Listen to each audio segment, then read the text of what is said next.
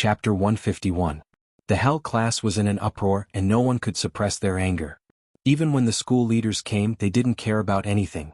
Everyone stopped attending class and rushed to the streets to look for Lu Qingmei's whereabouts. Sogu 360 Soso searched JDXS to download novels for free. Tang Jing also took the opportunity to walk onto the street. Deng Maokai saw Tang Jing from afar and wanted to avoid him, but he realized that Tang Jing had already seen him. He braced himself and walked over with a bitter smile. Long time no see. Tang Jing nodded without batting an eyelid. He didn't have any bad feelings towards Deng Maokai. Although this person wasn't a good person, he knew when to advance and retreat. He knew that Tang Jing had something on him, so he didn't rashly do anything. Seeing that Tang Jing had no intention of chatting, Deng Maokai awkwardly said, "Then you go ahead and do your work. I'll continue to look for Teacher Lu. The entire city's police force has been mobilized. I'm going crazy." Tang Jing's heart skipped a beat. "Chief Deng, please wait." Deng Maokai embarrassedly asked, "What's the matter?" Tang Jing stared at him with a burning gaze. Deng Maokai was actually a little afraid of his gaze. How could a high school student's gaze be so sharp that it made him want to retreat? However, he did not dare to leave as the black gauze hat on his head was still in Tang Jing's hands, but now he was a lot more relaxed and lightly said, "Tang Jing, in the past we had a bit of a misunderstanding, but that is all in the past. If you have anything you need my help with, then quickly tell me because I won't be able to be the director for long. This time, such a bad kidnapping case occurred in my area, so I will definitely be held accountable." When Deng Maokai said this, he couldn't help but breathe a sigh of relief. Since his career was going to be over, then the evidence in Tang Jing's hands was insignificant. When Tang Jing heard that Deng Maokai had actually taken the initiative to offer his help and was even respectful towards him, he had a new idea. He pretended to be mysterious and said, "I'll give you a great merit. I wonder if you dare to accept it?" "Great merit?" Deng Maokai smiled bitterly. "What great merit can there be now? Save Lu Qingmei." Deng Maokai was stunned. He sucked in a breath of cold air and looked at Tang Jing in disbelief. "What did you say? Don't you want to find her? You saved her so you can keep your position, right?" Tang Jing asked. Tang Jing had indeed acted on a whim. Hoodlum's efforts to curry favor with Song Donghua had given Tang Jing a great deal of inspiration. Since his men were going to make a living in the ordinary balanced underworld in the future, it would be very troublesome if they didn't have official resources, especially the resources of the police. Since Deng Maokai was very obedient, Tang Jing didn't mind nurturing him. The higher Deng Maokai went, the better it would be for him. At some point in time, Tang Jing's consideration of problems had become more comprehensive, and his thinking had gradually moved away from the category of a high school student. Deng Maokai was shocked by this news and was overjoyed. "If I can save Teacher Lu, then not only will I not lose my position, I might even be promoted. Let me tell you, I just received news that you, Teacher Lu, are actually the daughter of the provincial governor." Tang Jing suddenly understood but was also slightly shocked. Even though he had guessed that Lu Qingmei's background wasn't ordinary, he didn't think that she would be the provincial governor's daughter. This Song Donghua was really desperate. Kidnapping the provincial governor's daughter, he was seeking his own death. "Then this merit, do you dare to take it?" Tang Jing asked. Deng Maokai hurriedly nodded his head. If he didn't take it, he would be an idiot. However, he was puzzled. The last few times he only saw that Tang Jing was extraordinary, but this time he was looking for someone. Just relying on one person's martial arts was not enough. "If you believe me, then follow me. If you don't believe me, then you can continue to look for her yourself," Tang Jing lightly said. Deng Maokai did not know where Tang Jing's confidence came from. After hesitating for a moment, he clenched his teeth and said, "Let's go." "Where do you want to go? I'll drive you." Tang Jing nodded his head and got into the police car with Deng Maokai. A moment later, the police car stopped at a street corner and another SUV came up. Lin Hu stuck his head out and looked at Tang Jing in shock. "Young Master Tang Yu," Tang Jing waved his hand and said, "Lead the way." "Ah, okay." Lin Hu was full of suspicion. He did not know why Tang Jing brought a police officer with him. Tang Jing gave this merit to Deng Maokai for another reason. Since all the police in the city were looking for Lu Qingmei, then how could he extricate himself after rescuing Lu Qingmei? He could not say that he used the power of the underworld to find Lu Qingmei. In short, he needed someone to help him clear his name, and Deng Maokai was undoubtedly the best candidate. Deng Maokai glanced at Lin Hu and was shocked. He recognized Lin Hu, the underworld boss who was in the limelight recently. He actually heard Lin Hu call Tang Jing young Master Tang. His heart was full of doubts. He was very clear about Tang Zheng's identity. Why would this boss call him young Master Tang? Moreover, his respectful appearance was definitely not fake. Moreover, was there a need for this kind of boss to fake it? Deng Maokai nervously glanced at Tang Zheng from the corner of his eyes. He found that his face was calm and did not reveal any clues. He gradually understood that this high school student was not as simple as he originally thought. Although he already thought that Tang Zheng was not simple. He also suddenly understood why Tang Zheng could confidently say that he could find Lu Qingmei's whereabouts. It turned out that he had the help of these underworld people. Deng Maocai's heart gradually became warm and his eyes lit up. It seemed that he could really rescue Lu Qingmei. Then his good luck had come. He originally thought that Tang Zheng was his nemesis, but now it seemed that he was his lucky star. Suddenly his attitude towards Tang Zheng changed. Within the reverence there was a trace of respect. The two cars sped towards the northern outskirts of the city. Looking at the houses on both sides, Deng Maokai suddenly realized, our police were searching the city and thought that he would not be able to escape. But it seems that he had already escaped. No wonder we could not find any clues after so long.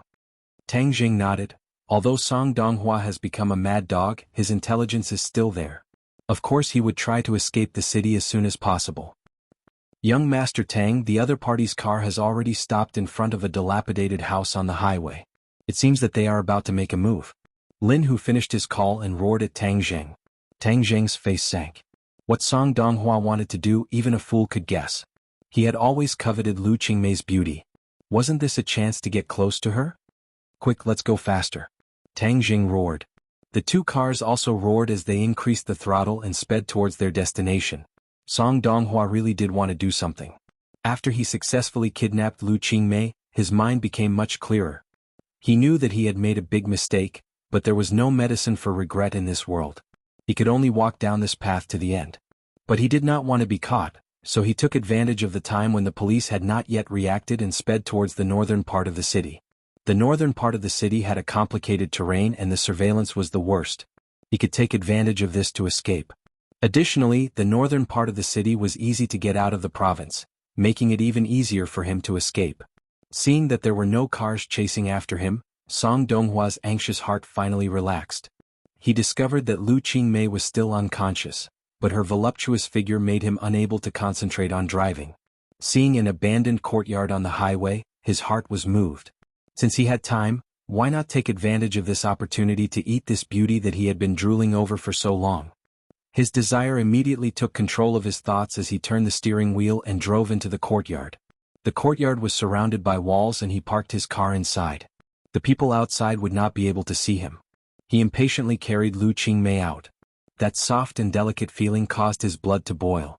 He could not wait to immediately take advantage of Lu Qingmei. Song Donghua looked tall and strong, but after living like a prince for so many years, he did not have much strength. Carrying Lu Qingmei, who was around 100 kilograms, was still a bit strenuous. He huffed and puffed as he carried her into the house and threw her onto a pile of straw. Lu Qingmei felt the pain and finally woke up. She was in a daze and her head was still a bit dizzy. She only remembered that her car had been hit and then she was knocked unconscious by the airbag. She forced herself to open her eyes and gradually saw her surroundings. She could not help but be astonished. Where was this place? Why was it so dirty and messy?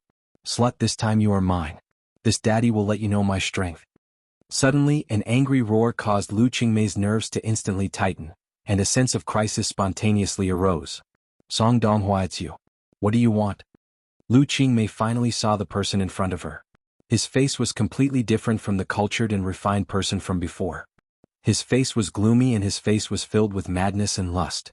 Her heart jumped to her throat as she said, Song Donghua, don't do stupid things. You are an adult. Do you know what this means? *CK, don't lecture me. Right now it is this daddy who has the final say. Song Donghua suddenly roared. Lu Qingmei's heart trembled as she subconsciously shut her mouth. Suddenly Song Donghua proudly said, Slut, you dare to act all high and mighty in front of this daddy? I tried so hard to chase you but you did not appreciate it at all. Instead you got together with your student Tang Zheng. So it turns out you like that kind of brat. You really are a slut. Lu Qingmei raised her eyebrows and angrily said, Song Donghua, don't slander me. There is nothing between me and Tang Zheng. But at the same time she could not help but remember that night when she had intimate contact with Tang Zheng. Something had indeed happened between the two. Do you think this daddy will believe you? Although you have already been done by that brat, this daddy does not mind doing it again. I have been waiting for this day for a long time. Song Donghua's eyes were filled with lust. Now Song Donghua, do you know that this is a crime? Do you want to go to jail? Haha, jail? In any case, I already have nothing. What is the difference between that and jail? Isn't all of this thanks to you? You actually collected dirt on me and had Jiang Yongda send me to a remote village. What is the difference between that and killing me? Since you don't want me to have an easy time, then I won't let you have an easy time either. But I will bring you along with me. I can do whatever I want with you and whenever I want with you. Haha, you never thought that there would be a day like this, right? You are crazy. Lu Qingmei's face was deathly pale as she looked around. She did not know where she was and she wanted to run, but there was nowhere to run. Chapter 152. Song Donghua had really gone crazy. He was like a wolf drowning in lust as he fiercely pounced towards Lu Qingmei and roared, "This daddy is crazy, this daddy wants you." Bah! Lu Qingmei fiercely slapped him across the face. Net. But this did not make him afraid, instead it aroused his ferocious nature as he fiercely grabbed Lu Qingmei's hands and pressed them against the grass. At this moment, Lu Qingmei's towering chest became even more firmly attracting Song Donghua's gaze. He licked his lips and exclaimed, "So big, you must have let that little brat Tang Jing play with you many times. Now it's this daddy's turn to play with you." Lu Qingmei was heartbroken. Although she usually had a cold appearance, it did not mean that she was indifferent to this kind of situation. She felt disgusted, ashamed, and also a deep sense of despair. This was truly a situation where she could neither cry for help nor cry for help. At this moment she could not help but think of the scenes of heroes saving beauties in movies, but this was reality. In reality, how could there be so many miracles of heroes saving beauties? Song Donghua, I will kill you. Lu Qingmei clenched her teeth as a teardrop fell from the corner of her eye.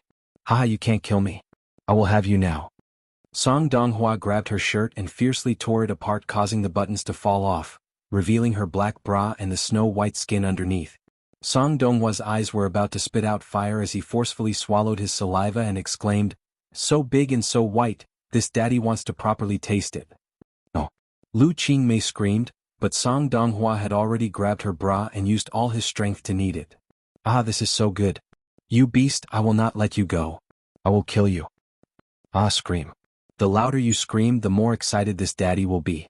Song Donghua's hand quickly slid down and grabbed onto her skirt, fiercely pulling it down. Poochie, the skirt was directly torn apart as it retreated to her knees, revealing her black laced underwear. Song Donghua's eyes widened as he praised, "So beautiful, these legs are really strong." As he spoke, he reached out to grab her legs and began to stroke them. Lu Qingmei's heart was like dead ashes. Who can save me? Bang. With a loud bang, the tattered wooden door was fiercely kicked open and a few people rushed in. Song Donghua's good deed was interrupted and he angrily roared, "Which bastard ruined this daddy's good deed? Bastard!" A furious roar sounded out, and Song Donghua only saw a fist enlarging in front of his eyes before fiercely smashing into his face. With a kacha sound, his nose was broken and blood splattered everywhere. He screamed and fell to the ground. Tang Zheng raised his leg and kicked him directly into the courtyard. This was a living person who weighed more than 50 kilograms, yet he was sent flying more than 10 meters with just one kick. This showed the power of this kick. Deng Maocai's heartstrings trembled, and the corner of his mouth twitched involuntarily. Then their gazes fell on Lu Qingmei, who was on the haystack. She was only left with her underwear, and her spring scenery was extremely alluring. "Get out!" Tang Jing roared with red eyes. Seeing this, Lin Hu hurriedly pulled Deng Maocai out of the courtyard. Tang Jing had already seen Lu Qingmei's body once and could not help but admit that it was very beautiful and alluring. But this time he did not have any romantic thoughts, only pity and heartache. Lu Qingmei was almost defiled and he could not absolve himself from the blame. Although Song Donghua did not succeed in the end, looking at her terrified and miserable appearance, where was the cold and indifferent appearance of an ice goddess? This caused Tang Jing to fall into deep self-blame. "Teacher Lu, you're fine now." Tang Jing squatted down and approached her. "Scram. Bastard. Beast." Lu Qingmei trembled, showing her most delicate side, like a beautiful flower that had been blown by a storm. "Teacher Lu, you're fine now. No one can hurt you now." Tang Jing tried to approach, But Lu Qingmei was clearly in a state of great fear and did not know that she had already escaped danger. Tang Jing approached her. Although her beauty was alluring, he still quickly took off his clothes and prepared to put them on her. Seeing him take off his clothes, Lu Qingmei was even more agitated and crazily roared, "Beast, you're not allowed to come near me." She then stretched out her hand and hit Tang Jing. Her bra was already loose, and with her movement, two large snow-white breasts suddenly jumped out and trembled in front of Tang Jing, emitting endless temptation. Tang Jing resisted the urge to touch them with great difficulty. Seeing Lu Qingmei pouncing towards him, he opened his arms and quickly pulled her into his embrace. Lu Qingmei, on the other hand, seemed to have gone mad as she punched and kicked Tang Jing. Seeing that it had no effect, she bit his shoulder. Tang Jing sucked in a breath of cold air. "Are you a dog? I'm trying to save you, but you bite me." Tang Jing wanted to cry, but no tears came out. Moreover, he had already taken off his clothes. His bare chest was tightly pressed against Lu Qingmei's chest. She was kicking and making a fuss, constantly rubbing against him. This was simply a heavenly temptation. Tang Jing used all his strength to suppress the restless flame in his heart. He quickly put his clothes on her body and shouted, "Lu Qingmei, wake up!" This roar was like a sudden clap of thunder. It blew her mind and made her stop moving. "Teacher Lu, you're safe now. Quickly put on your clothes." Seeing that her eyes gradually regained their luster, Tang Jing quickly comforted her. Lu Qingmei finally regained her consciousness. She stared blankly at Tang Jing. So there really was a hero saving a beauty, and it happened to her. At this moment she had mixed feelings. There was the joy of surviving a calamity and also a deep gratitude towards Tang Jing. Hearing Tang Jing's words, she subconsciously lowered her head and saw that her chest was tightly pressed against Tang Jing's chest, and it was even squashed flat. She couldn't help but feel embarrassed. Facing Tang Jing, she didn't seem to have the same nausea as before. The natural shyness of a woman returned to her body. She quickly grabbed Tang Jing's clothes and wrapped herself up, blocking the scene that was tempting to commit a crime. Tang Jing let out a sigh of relief. If this continued, he would follow in Song Donghua's footsteps. The temptation was simply too great. "Put on your skirt as well," Tang Jing reminded. Although the skirt was torn a little, it could still cover some of the important parts. Lu Qingmei's face turned red all the way down to her neck. She quickly put on her skirt and buttoned up her bra, covering most of the scenery. Now she was wearing Tang Jing's large t-shirt, which barely covered her buttocks. Below, she was wearing a skirt with a large hole in it. Her white thighs were faintly discernible. At this moment, Tang Jing still underestimated her charm. This half-covered scenery was even more tempting than before. Tang Jing took a few deep breaths to calm himself down. Lu Qingmei's attention was attracted by the bloody teeth marks on Tang Jing's shoulder. She couldn't help but think of her previous actions and guiltily said, "Tang Jing, I'm sorry." Tang Jing shook his head and said, "It's fine. As long as you're okay, I'm relieved." This simple sentence touched the softest part of Lu Qingmei's heart. Tears flowed from her eyes. She had already shed her usual coldness and revealed the true and weak side of a woman. She suddenly threw herself into Tang Jing's embrace and began to cry like a little girl who had been wronged. Tang Jing was slightly startled. He secretly sighed and gently hugged her. He patted her back and gently comforted her. "Don't be afraid. It's all in the past. Everything will be fine." Lu Qingmei, other than hugging her father when she was young, had never thrown herself into another man's embrace. But at this moment she couldn't help but throw herself into Tang Jing's embrace. She felt unusually warm and at ease. This boy who was a few years younger than her didn't have broad shoulders. But it was like a harbor, firmly protecting her and allowing her heart to calm down. In the courtyard, several people watched this scene from afar with different thoughts. Deng Maokai had seen the relationship between Tang Jing and the underworld. Now that he saw him being so close to the governor's daughter, all sorts of feelings welled up in his heart. But at the same time, he rejoiced that he wasn't stupid enough to go against Tang Jing. Otherwise he would probably be in the same miserable state as Song Donghua. At the same time, Deng Maokai gradually made a decision. If before he was filled with reverence towards Tang Jing, now there was a trace of admiration. Moreover, he couldn't help but no longer see him as a high school student. Instead, he saw him as an important person who was much more powerful than him. Not only was he strong, but he also had great potential.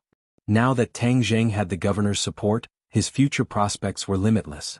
Deng Maokai knew that his chance for promotion had come. As long as he held onto Tang Jing's thigh, he would be able to eat the meat while he drank the soup. That way he would be able to reach a height that he didn't dare to imagine.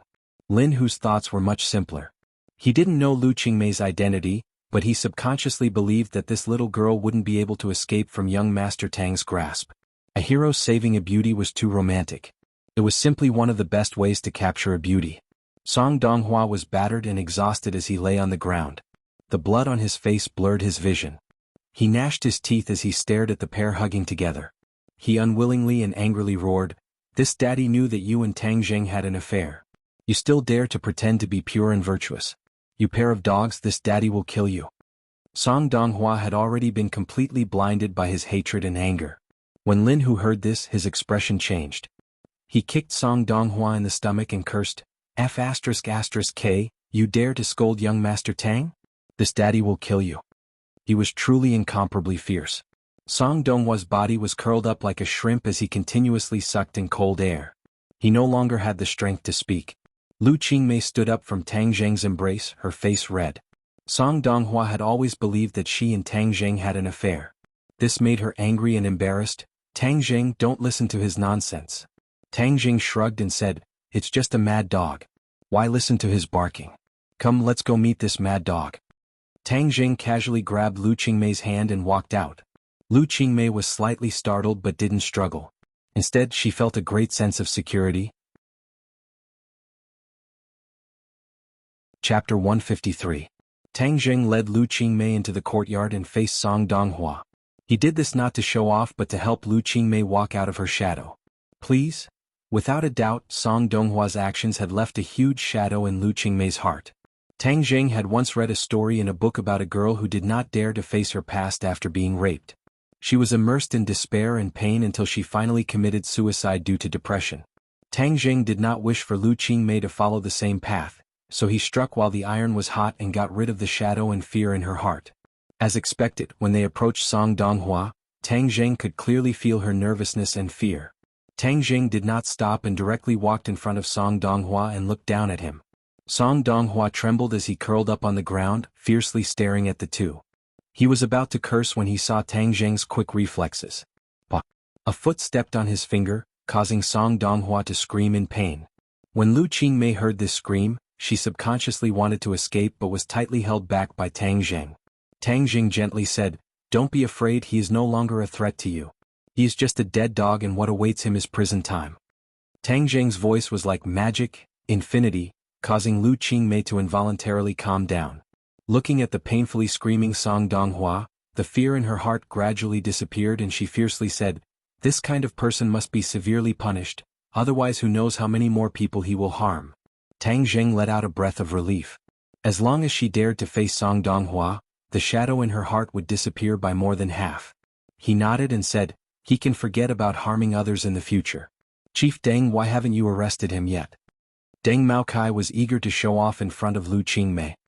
He fiercely lifted Song Donghua up and took out a pair of handcuffs to cuff him before dragging him to the side. Tang Zheng then said to Lin Hu, "You guys go back first." Lin Hu and the others didn't say much and quickly left the courtyard. "Who are they? My friend. How did you find this place?" Tang Zheng pointed at Deng Maokai who had walked to the entrance of the courtyard and said, "Chief Deng felt that Song Donghua would run in this direction, so he brought me along to chase after him. Fortunately we arrived in time." Deng Maokai stopped and nodded towards Lu Qingmei. He was secretly delighted as he quickly dragged Song Donghua into the car. "Let's go back," Tang Zheng said. Lu Qingmei nodded as the two held hands like a couple as they sat in the police car. Song Donghua was directly stuffed into the trunk as no one wanted to see him. "Are we going to the police station?" Deng Maokai turned a blind eye to their intimate actions and asked cautiously. Lu Qingmei nodded. Deng Maokai acted as if he had been injected with chicken blood as he sped towards the police station. On the way, he had already informed his superiors that he had already rescued Lu Qingmei and had even captured Song Donghua. This news seemed to have grown wings as it quickly spread to the ears of the relevant personnel. So when Tang Zheng and the others arrived at the police station, they were followed by a long line of cars. Many people almost trotted over, and the one at the front was Fang Jiangyongda. When he heard the news that Lu Qingmei was safe and sound, the stone in his heart was slightly lifted and he rushed over without stopping.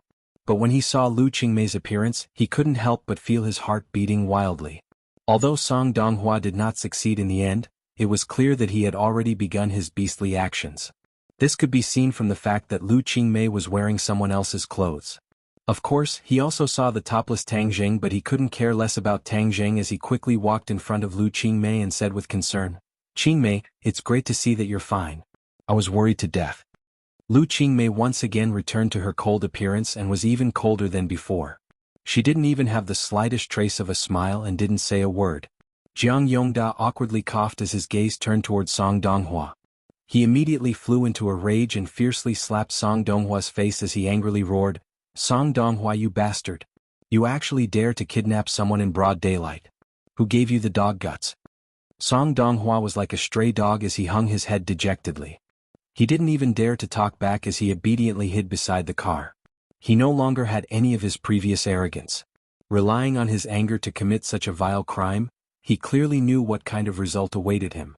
But his legs went soft and he knelt in front of Lu Qingmei. He kowtowed like he was pounding garlic and begged, "Qingmei, please forgive me. I didn't do it on purpose. Please spare me and tell them not to send me to prison." Lu Qingmei's face was cold as she didn't say a word. Seeing this, Jiang Yongda hurriedly waved his hand in disgust. "Drag him away. Qingmei, please let me go. I'm not a human, I'm a beast. Please let me go." Song Donghua desperately begged. "Since you admit that you're a beast, then you should be locked up in a cage," Lu Qingmei said without any trace of politeness. Jiang Yongda hurriedly gave a look to his subordinates and Song Donghua was dragged into the police station. Suddenly, another car stopped in front of the police station and a 50-year-old man quickly stepped out. When he saw Lu Qingmei, he quickly walked over with an expression of concern.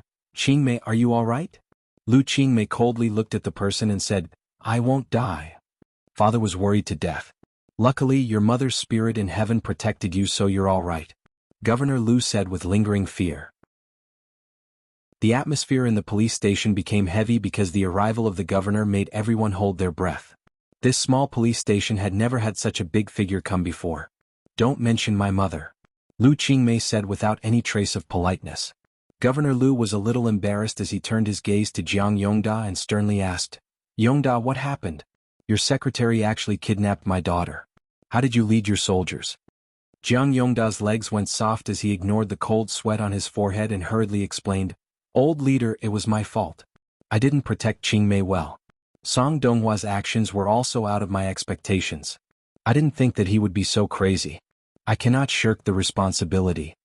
Governor Lu waved his hand and interrupted his self-reflection and said, "Did you catch the person?" "We caught him." "How did you catch him?" "This." Jiang Yongda was speechless as he didn't know the exact details. Lu Qingmei pointed at Deng Maokai and said, "It was Police Chief Deng who saved me." Deng Maocai's heart bloomed with joy. This joy was even stronger than when he first married his wife. He used all of his willpower to hold back his smile, solemnly saluting Governor Lu, sonorous and powerful as he said, "This is what I should do as a people's police officer." Governor Lu looked deeply at Deng Maokai and took the initiative to extend his hand. Deng Maokai hurriedly grasped it with both hands as his excitement was written all over his face. Only this kind of police officer can protect the people. Good. Governor Lu praised. Everyone else looked at Deng Maokai with envy. This little brat had run into dog-shit luck to actually obtain such a large contribution. With Governor Lu's words, Deng Maokai was definitely going to be promoted. Deng Maokai was extremely excited as he couldn't help but secretly look at Tang Zheng. All of this was bestowed upon him by Tang Zheng. Suddenly he felt that Tang Zheng was simply his second parent. Tang Zheng was shirtless and was particularly eye-catching in this group of officials and police officers. However, his eyes were focused on his nose and his nose was focused on his heart. He didn't have stage fright at all. Governor Lu's gaze finally fell on Tang Zheng's body as he asked, "This is?" Jiang Yongda didn't have a chance to interrupt until he heard Governor Lu's question. He finally found a chance to interrupt and impatiently said, "He is Qingmei's boyfriend." "Boyfriend?" Governor Lu's gaze trembled as he stared straight at Tang Zheng. The others were also extremely shocked. Governor Lu's future son-in-law. Heavens, they had to remember this face. In the future they had to curry favor with him. Tang Zheng helplessly looked at Lu Qingmei. For the first time she didn't explain anything. Instead she pulled on Tang Zheng and said, "I want to go home." The others naturally didn't dare to stop her. Although they still had to record her statement, special people obviously needed special treatment. Governor Lu nodded, "I'll send you back." "No need, I'll go back myself." Tang Zheng, let's go. Tang Zheng was pulled and left the police station under everyone's gaze. The two sat in a taxi and Tang Zheng finally couldn't help but sigh in a low voice. I didn't think your identity was so illustrious. Lu Qingmei wrinkled her eyebrows and said, he is him and I am me. Don't confuse him with me. Your relationship isn't good? Lu Qingmei hesitated for a moment before saying, in the past, in order to get promoted, he didn't even come back to see my mother when she was seriously ill. Until my mother died, I didn't see him again, so I hate him. I don't like officials. Tang Zheng suddenly realized why their relationship was so stiff. When the two returned home, Lu Qingmei told Tang Zheng to sit down. I'm going to take a shower, you sit for a while. Tang Zheng nodded, indicating that she could do as she pleased. The warm water drenched her body from top to bottom. Lu Qingmei gradually calmed down, but her heart still had a lingering fear. Looking at her curvaceous body, this body that was enough to make countless men go crazy actually brought her such a disaster. But fortunately, Tang Zheng saved her. Through the frosted glass, she couldn't see Tang Zheng clearly, but she could feel his presence. It was as if with him sitting there, her heart would calm down. The corner of her mouth couldn't help but curve into a smile, and her heart gradually changed. After taking a shower, she came to the living room and handed the clothes to Tang Zheng and said, put it on, otherwise you'll catch a cold. Tang Zheng quickly put it on, and a faint fragrance entered his nose. Only then did he suddenly remember that this clothes had intimate contact with her. This was her scent and he couldn't help but feel restless. Lu Qingmei also seemed to realize this point, and her face was a bit red. She quickly changed the topic and said, in order to thank you, I'll personally cook something delicious for you tonight. No need to be so polite. What? You won't give me a chance to thank you? Okay then. Let's go, accompany me to buy groceries. Lu Qingmei returned to her ice goddess appearance, but her tone was a bit more intimate. There was a market not far downstairs, and the two went home after buying groceries. Lu Qingmei was busy and Tang Zheng was forbidden from entering the kitchen, so he could only helplessly sit on the sofa and watch TV. Suddenly, a scream came from the kitchen. Chapter 154. Tang Zheng jumped in fright as he jumped up from the sofa like a spring and rushed into the kitchen at lightning speed. In the book group, he saw Lu Qingmei jumping up and down with a kitchen knife in one hand and a spatula in the other. She didn't look like an ice goddess at all. Tang Zheng was dumbstruck as his jaw dropped. What happened? Cockroach, there's a cockroach. Quick, get rid of it. Lu Qingmei pointed at a small cockroach on the ground and screamed. Tang Zheng rolled his eyes. What was there to be afraid of about a cockroach? The cockroach seemed to have heard Lu Qingmei calling its name and actually crawled towards her. Lu Qingmei let out a deafening scream. She threw away the knife and spatula and ran towards Tang Zheng. She didn't know where she got the strength from, but she actually jumped onto Tang Zheng's back and screamed, quick, get rid of it. Quick. Tang Zheng couldn't help but look back at her. She was really scared and wasn't acting. Moreover, she jumped onto his back. Wasn't that too exaggerated? Her perky breasts were pressed tightly against his back, making him restless. Little cockroach, for a beauty you can only sacrifice yourself. Tang Zheng walked over in large strides. He didn't mind that there was a bag hanging on his back. With a stomp, the cockroach was crushed to pieces. Proportion who? Lu Qingmei let out a sigh of relief. Only then did she realize that she was lying on Tang Zheng's back. Moreover, her hands were tightly wrapped around his neck. She couldn't help but feel embarrassed. It's all because of that damn cockroach. It made me look like a fool. Teacher Lu, does my back feel good? Tang Zheng couldn't help but tease her. Lu Qingmei snorted and came down from his back. Although her face was a little red, she deliberately covered it up and acted as if nothing had happened. She pointed to the door and said, stand there, stand guard for me and guard against cockroaches. Tang Zheng couldn't help but laugh. He leaned against the kitchen door and watched her busying herself. Although she was the daughter of the governor, she was really good at cooking. She was clean and neat like a chef. You're quite skilled, Tang Zheng praised. Lu Qingmei proudly raised her eyebrows. Of course, I've been cooking for more than 10 years. Tang Zheng exclaimed and gave him a thumbs up. Awesome. Ever since my mother passed away, I've been cooking and taking care of myself. Lu Qingmei said. Although she tried to sound calm, Tang Zheng could still hear the grievance and sadness in her voice. It's good to be independent. You grew up with Grandpa, so you should have done a lot of things, right? Lu Qingmei asked while cooking skillfully. Tang Zheng nodded. Of course. When Grandpa goes out to pick things up, I have to be responsible for the housework. Our family will divide the work. I can see that you and your grandfather are very happy. Lu Qingmei's mouth revealed a trace of a smile, a little envious. Tang Jing did not deny it. Although Grandpa and I don't have much money, we depend on each other. Even if we have to eat rice and vegetables, we are very happy. So I really envy you. Lu Qingmei sighed faintly. Tang Jing suddenly felt that Lu Qingmei was not as aloof and insufferably arrogant as others thought. She was also an ordinary person. She had 7 emotions and 6 desires.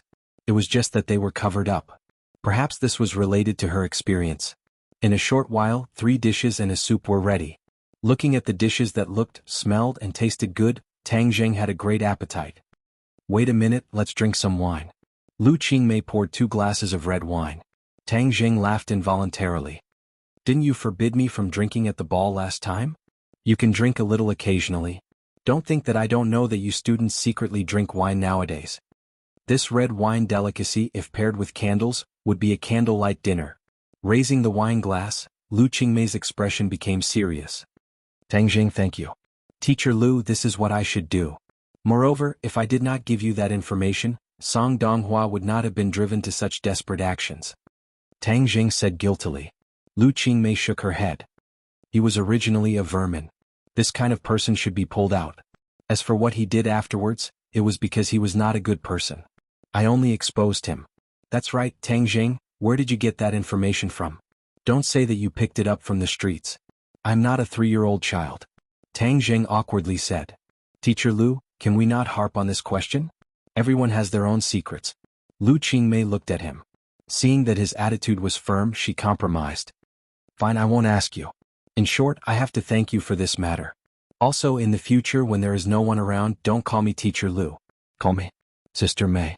Sister Mei? Tang Jing did not think that she would take the initiative to make this request. What, you don't want to? Lu Qingmei's face immediately changed. No. Tang Jing hurriedly waved his hand. That's exactly what I was looking for. Then I will call you Sister Mei from now on. Lu Qingmei smiled. Actually, since I was young, I have always wished for a little brother. However, an official's family can only have 1 child, so I was unable to fulfill my wish. Who would have thought that I would have a little brother like you? Come, little Zheng, let's toast. Tang Jing could feel her good intentions. He smiled, clinked his cup and lightly took a sip. Try my cooking. Lu Qingmei was really like a big sister as she passionately picked up food for him. Tang Jing was not overwhelmed by the favor. He only felt a faint warmth. After eating dinner, Lu Qingmei stretched her waist. Her chest was especially conspicuous. Tang Jing secretly glanced at it and hurriedly lowered his head. I'll cook. You wash the dishes. Quickly go. Tang Jing cleaned up the dishes and entered the kitchen. He quickly washed them. After a while he heard a noise outside.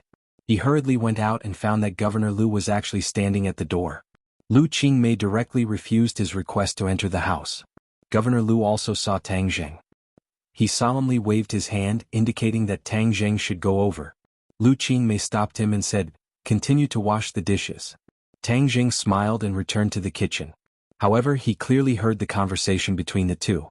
He only heard Governor Lu solemnly say, "Qingmei, you are making trouble. He is your student. How can he be your boyfriend?" Obviously, Lu Qingmei already knew that Tang Jing was a student. Lu Qingmei coldly said, "Why can't a student be my boyfriend? Moreover, it is my freedom to find a boyfriend. It has nothing to do with you. I am your father. I have to care about your marriage." Governor Lu seemed to feel that this matter was too serious, so he increased the severity of his tone. Lu Qingmei snorted disdainfully, "Do you care? Then what kind of person is Song Donghua? Can't you see? That was an accident. Moreover, I did not choose him." Governor Lu explained. "In short, this is my private matter. I do not need you to tell me what to do. You can go tell your subordinates what to do. You have no right to care about me. I want to rest so you can go back." You two live together?" Governor Lu was shocked. "Is there anything wrong with that?" Lu Qingmei asked back. "Do you want your mother's soul to not be able to rest in peace?" Governor Lu was already flustered and exasperated. These words ignited the anger in Lu Qingmei's heart as she roared, "You have no right to talk about my mother. Leave, I don't want to see you." After she finished speaking, she slammed the door shut and squatted in front of the door, burying her head in her knees. Tang Jing let out a long sigh as he walked over and patted her shoulder. "Sister Mei, why don't you tell him the truth? Lu Qingmei raised her head and said, I just want to anger him. What right does he have to care about me? Okay, you should rest early. I will go back first. Tang Jing said. No, he must be waiting for you outside. If you are caught by him, it won't be good if you are exposed. Moreover, he likes to preach and will definitely annoy you. You can stay at my house tonight and sleep on the sofa. Lu Qingmei said resolutely. Wouldn't this make him misunderstand? Lu Qingmei raised her neck. I want him to misunderstand. Consider it as doing your sister a favor. Stay at my house tonight, okay? Tang Jing had no choice but to agree. Thus he called his grandfather to tell him. At this time, Fang Shishir's call came. Tang Jing, are you asleep? Not yet. Did you miss me? Tang Jing glanced at Lu Qingmei beside him and said in a low voice, yes. Lu Qingmei crossed her arms as she looked at him with interest and a smile that was not a smile. I heard that teacher Lu has already been rescued. Fang Shishir said. And she has already been rescued. Then you should rest early. You still have class tomorrow. Tang Jing did not dare to say more as he hurriedly hung up the phone. Fang Shishir? Lu Qingmei curiously asked. Tang Jing nodded. Your little girlfriend really cares about you. Tang Jing gave an embarrassed smile. What, you don't want to contact Yi Dingdang? You can't favor one and discriminate against the other. Lu Qingmei joked. Tang Jing quickly said, Sister Mei, don't make fun of me. I really have nothing to do with Yi Dingdang. Oh, I don't believe it. I've heard a lot of rumors about you too. It doesn't seem fake. I'm tired. I'm going to sleep. Tang Jing quickly jumped onto the sofa and lay down, pretending to sleep. Looking at his embarrassment, Lu Qingmei could not help but laugh. She did not look like an ice goddess at all. Tang Jing pretended not to hear and simply closed his eyes tightly. Little Jing, good night. Sister Mei, good night. He fell asleep in a daze. After an unknown amount of time, Tang Jing was suddenly awakened by a scream. He jumped up like a carp and the scream came from Lu Qingmei's room. He did not think much and directly pushed the door open. The door was not locked and opened. He saw Lu Qingmei sitting on the bed, her hair scattered. The bedside lamp was on and her face was full of fear. What happened to you? I had a nightmare. Lu Qingmei was still in shock. It's okay. You continue to sleep. I'm in the living room. If you need anything, call me.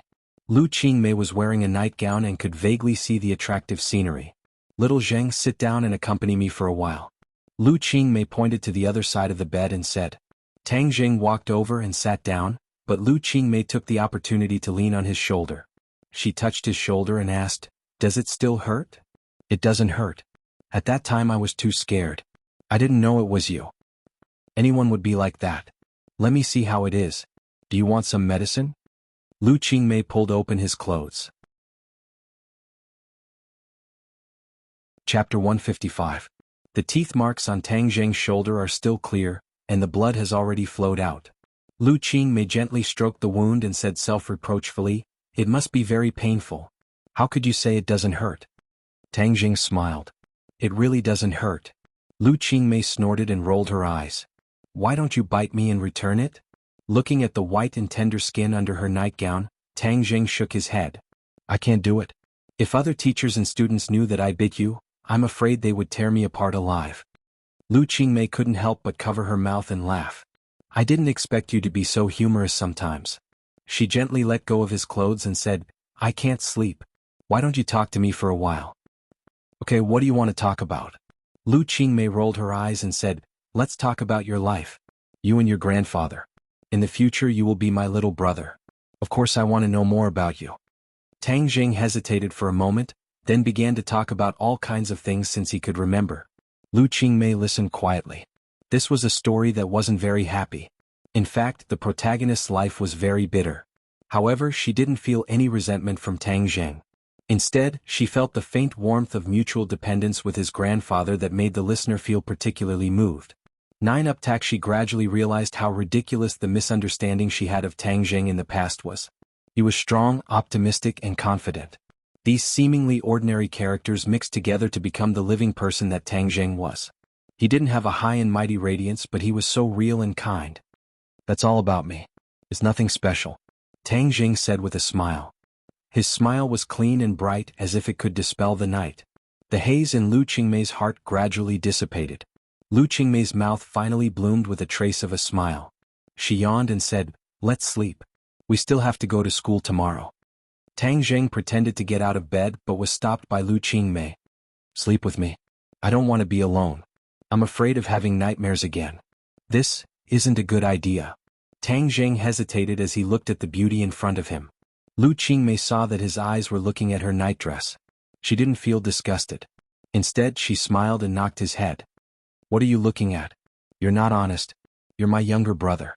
Can't you accompany your elder sister for a while? Then, all right. Lu Qingmei lay down and pulled Tang Zheng to lie down as well. Then she leaned half of her body into his embrace. That embrace was as warm as it was during the day, making her feel particularly at ease. She slowly closed her eyes and unknowingly she had already fallen asleep. But Tang Zheng was unable to fall asleep as he looked at the beautiful face that was inches away from him, as well as the soft half of her body that was leaning against him. He could clearly see the snow-white half of her body through the collar of her nightgown. She was not wearing a bra, so even though there was no way to get a full view, this half of her face was even more alluring. Tang Zheng couldn't help but think of her naked upper body during the day. His heart fiercely beat and he swallowed a mouthful of saliva. She really wasn't on guard tonight. Tang Zheng was extremely conflicted. As a man who had already tasted the beauty of men and women, facing this kind of temptation was a type of torment. Looking at her calm and peaceful face, Tang Zheng suddenly felt as if he had been hit by a hammer. She trusted him so much. If he still did something beastly, then he would be worse than Song Donghua. He took a deep breath and suppressed the restless flames in his heart. He placed a hand on her waist and used all his strength to close his eyes. He didn't want to miss the beautiful scenery and fell into a deep sleep. The sky turned white and a ray of morning light shined in through the window. Lu Qingmei opened her dazed eyes and found that she was completely lying in his embrace. She was like a little kitten curled up in his warm embrace. The corners of her mouth curved into a smile that was especially charming under the morning light, as if it could melt everything in the world. She hadn't slept so well in a long time. Last night she didn't have any dreams. She only felt warm as if she was soaking in a hot spring. She didn't know why she suddenly trusted him so much. She actually slept in the same bed as him without any defenses. This was something that she couldn't have imagined before. Seeing him peacefully sleeping, her heart moved. Perhaps it was because the two of them had experienced yesterday's matter, so they naturally had a mutual trust and intimacy. She wanted to get out of his embrace, but just as she moved, she found that there was something hard pressing against her lower body. Moreover, it was pressing against her most mysterious place. Although it was separated by clothes, she could clearly feel the hardness. Her entire body trembled as if she had been shocked by electricity. Of course she knew what it was. This was a man's most normal reaction in the morning. She couldn't help but feel a little flustered as her face turned red. She quickly and carefully tried not to touch that thing as she got out of bed. Seeing that he didn't wake up, she let out a sigh of relief. She panicked as she patted her towering chest and quickly left the bedroom. Tang Zheng's sleep was very good. Although it was a bit torturous at the beginning, he didn't feel much after he fell asleep. The sound from the kitchen woke him up. He crawled up and saw that there was no one beside him. He walked out of the bedroom and saw Lu Qingmei busying herself in the kitchen. Quickly go wash up. Breakfast will be ready soon. Lu Qingmei poked her head out of the kitchen and smiled at him. At this moment, Tang Zheng actually felt a little absent-minded. It was as if he was a husband who woke up and saw his wife preparing breakfast in the kitchen. That kind of warm feeling enveloped him and diluted the killing intent that he had accumulated during this period of time. He took a deep breath and drove away these messy thoughts. After washing up, breakfast was already on the table. Breakfast was very simple. There was porridge, eggs, and a small plate of pickles. After eating breakfast, Lu Qingmei dressed up. After a while, she turned into an ice goddess, completely different from the little woman from last night. Let's go. Lu Qingmei actually took the initiative to take Tang Zheng's hand and go downstairs.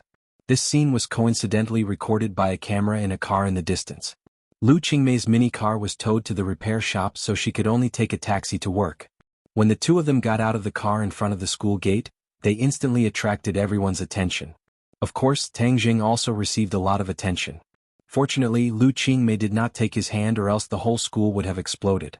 Lu Qingmei's kidnapping yesterday caused a stir in the city and everyone knew about it. When they saw that she was safe and sound at school, everyone let out a sigh of relief. Fortunately, their goddess was safe and sound. Tang Zheng did not want to continue being the center of attention by her side, so he quickly walked towards the classroom while Lu Qingmei went to the office. There were only 10 days left until the college entrance exam. The atmosphere in the class was clearly tense. Yesterday's matter had come to an end and everyone returned to nervously preparing for the exam. Tang Jing also did not dare to be careless.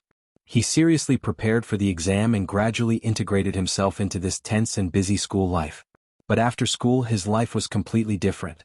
Lin Hu called to say that Huang Si wanted to see him. What will come will come. Huang Si's underlings had already been scattered by Lin Hu, so the biggest threat now was Huang Si. Obviously Huang Si had found out that Tang Zheng was the mastermind behind the scenes. So he directly asked to see him instead of Lin Hu and Fire Phoenix. The location was at the Huang family. Tang Zheng hid battle spirit on his body and then accompanied by Lin Hu and Fire Phoenix to this high-walled courtyard. When Tang Zheng got off the car, the two elders nervously looked at him and volunteered, "Young Master Tang, we will accompany you in." Tang Zheng waved his hand. "It is not good to have too many people. Whether Huang Si wants to negotiate or fight, I am not afraid of him. You don't need to worry." He had Tian Chanzi's guarantee, so he was not afraid of Huang Si. Seeing that Tang Zheng had already made up his mind, Lin Hu and Fire Phoenix worriedly said, "Young Master Tang, if Huang Si dares to act recklessly, we will rush in. Our people are all hiding behind that small hill. When the time comes, we will directly sweep through his lair." Tang Zheng laughed out loud, "You guys must be addicted to sweeping the field." Lin Hu scratched his head and embarrassedly laughed. "These past few days have been really satisfying. Originally, Hoodlum's lair was under our control. But because the matter is not over yet, we have not opened for business. Once Huang Si's problem is solved, we can open for business with great fanfare. When the time comes, the money will roll in." So, Tang Zheng looked deeply at the old mansion and meaningfully said. Tang Zheng walked towards the old mansion with large strides. Under the watchful eyes of Huang Si's two subordinates, he walked into the depths of the old mansion. Tang Zheng looked left and right. Although he did not see a single person, he was sure that there were countless pairs of eyes staring at him. He did not care as he swaggered into the main hall of the old mansion. Outside the main hall was a patio with flowers and plants. The lighting in the main hall was dim, but Tang Zheng was still able to clearly see that there was a person sitting in the middle of the hall. A middle-aged man with an imposing aura. There was no way to hide his murderous aura. He did not even try to hide it as he openly let his murderous aura fill the entire main hall. Although there was only one person, the oppressive aura he gave off was much stronger than calling in a house full of people. Tang Zheng coldly laughed. A show of strength? He was not afraid of the other party's show of strength. He was even disdainful as he swaggered in and stood in the middle of the main hall staring at the other party. Huang Si also stared at him without blinking. This was not the first time he had heard of Tang Zheng's name. In the past, when Huang Xiang suffered at the hands of Tang Zheng, he already had thoughts of killing Tang Zheng. But in the end Yi Tianlei intervened and he had no choice but to give up. But he never would have thought that the two of them would still clash. Moreover, this clash was even more intense as it involved Huang Si's decades of foundation. This storm caused Huang Si to feel an unprecedented sense of danger. He did not believe that Tang Zheng was able to incite such a huge storm. He believed that there was someone behind Tang Zheng, and without a doubt that person was Yi Tianlei. This was the reason why he did not make a move these past few days. He did not give Tang Zheng a thunderous blow and instead invited him to his mansion. He disdained Tang Zheng, but he had no choice but to fear Yi Tianlei. Chapter 156. Their eyes met, but neither of them spoke. The atmosphere was somewhat heavy, oppressive to the point of suffocation. The disdain on Huang Si's face gradually disappeared and turned into a dignified expression. His eyes were bright and full of expression. For a youth to be able to remain calm in the face of this kind of pressure, just this courage alone was enough to make Huang Si take him seriously. He pointed to the large wooden chair beside him and said, "Sit." Tang Zheng complied and sat down. The servants served tea, but Tang Zheng did not drink it.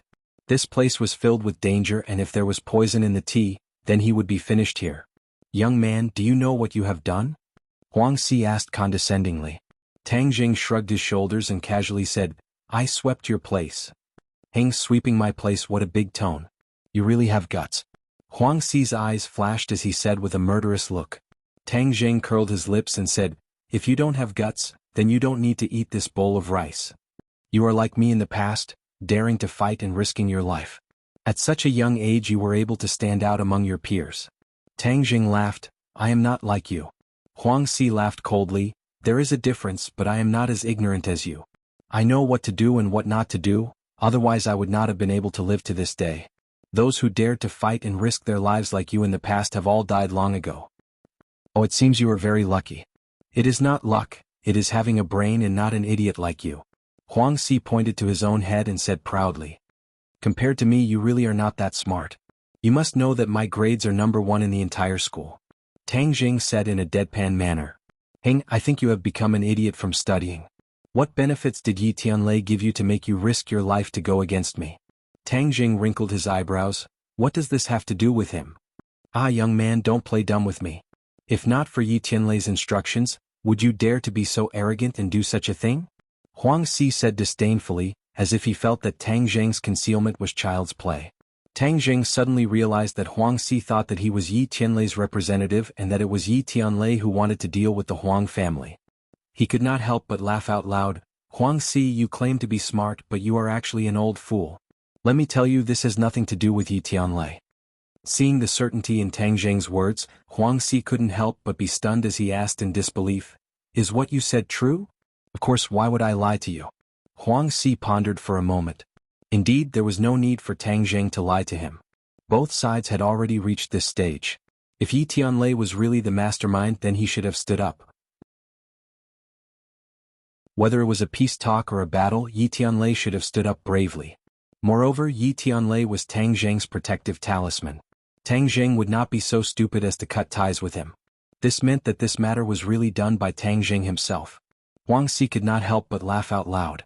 Previously he had been too careful and had almost been fooled by Tang Jing. However, since it was not Yi Tianlei who ordered him to do this, then this matter was much easier to handle. To deal with a powerless Tang Jing, Xuanxia felt that it was as easy as blowing off dust. Inviting him to his house was making a mountain out of a molehill.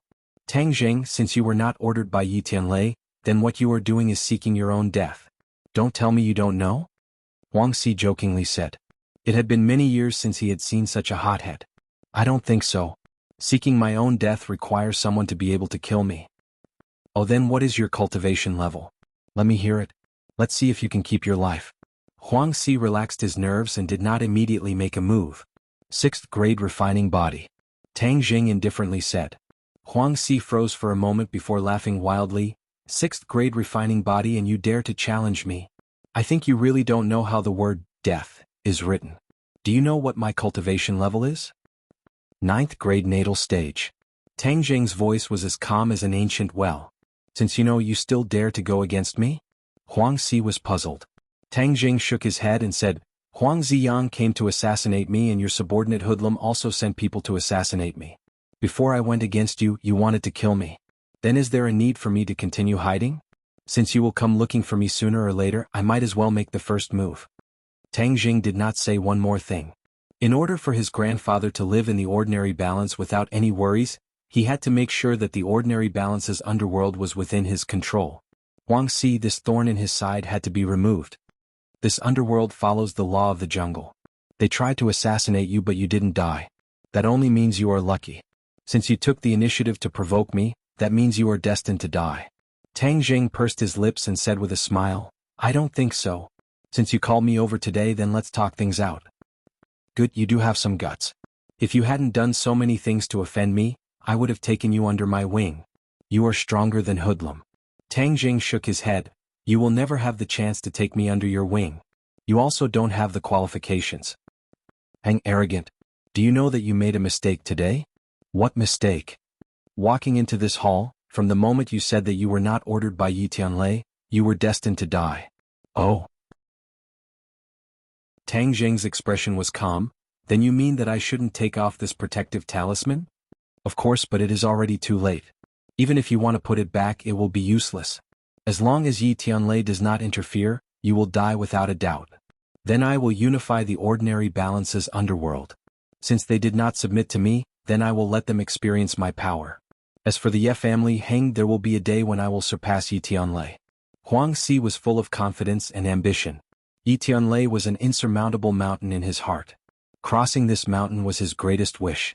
Tang Jing understood Yi Tianlei's true background. It was not something that Xuanxia could compare to, so he shook his head and said, You won't have that chance. Since you have said so much nonsense, then it looks like you are prepared to kill me. Make your move. You think too highly of yourself for me to make a move against you. Xiang, come out. Huang Si suddenly roared as a person slowly walked out from the darkness. When Tang Jing saw this person, he almost did not recognize him. Huang Xiang, this person was actually Huang Xiang. His entire body's aura had changed. He no longer looked like a handsome young master. His entire body was shrouded in a strange aura that caused people to tremble in fear. Young man, I heard that you have many secrets on you. Even Xiang's martial arts were obtained from you. Later on, if you tell me all your secrets, I will let you die a quick death. Although Huang Si was a 9th grade natal stage expert, he was still very interested in the secrets on Tang Zheng's body. Tang Zheng ignored him and stared straight at Huang Xiang. Ever since the battle, this was the first time he had seen Huang Xiang. He was really shocked by his appearance. Tian Chanzi, what kind of martial arts did you give him? How did he become like this? It's as if he has gone berserk. Tang Jing asked curiously. Huang Xiang's strange aura was very similar to that of a demon. Tian Chanzi chuckled. This set of martial arts is good stuff. You will know in a while. Tang Jing did not continue to ask. Huang Xiang looked at Tang Jing with a complicated expression. There was hatred, contempt, and an undisguised killing intent. Tang Jing, today is the day you die. Huang Xiang said with a murderous look. Even his voice had changed. Tang Jing frowned and said, when you came to the hospital to kill me, you were forced to retreat by an old man, right? Hang that old fart. After I kill you, I will go find him. He dares to ruin my plans, so he must die.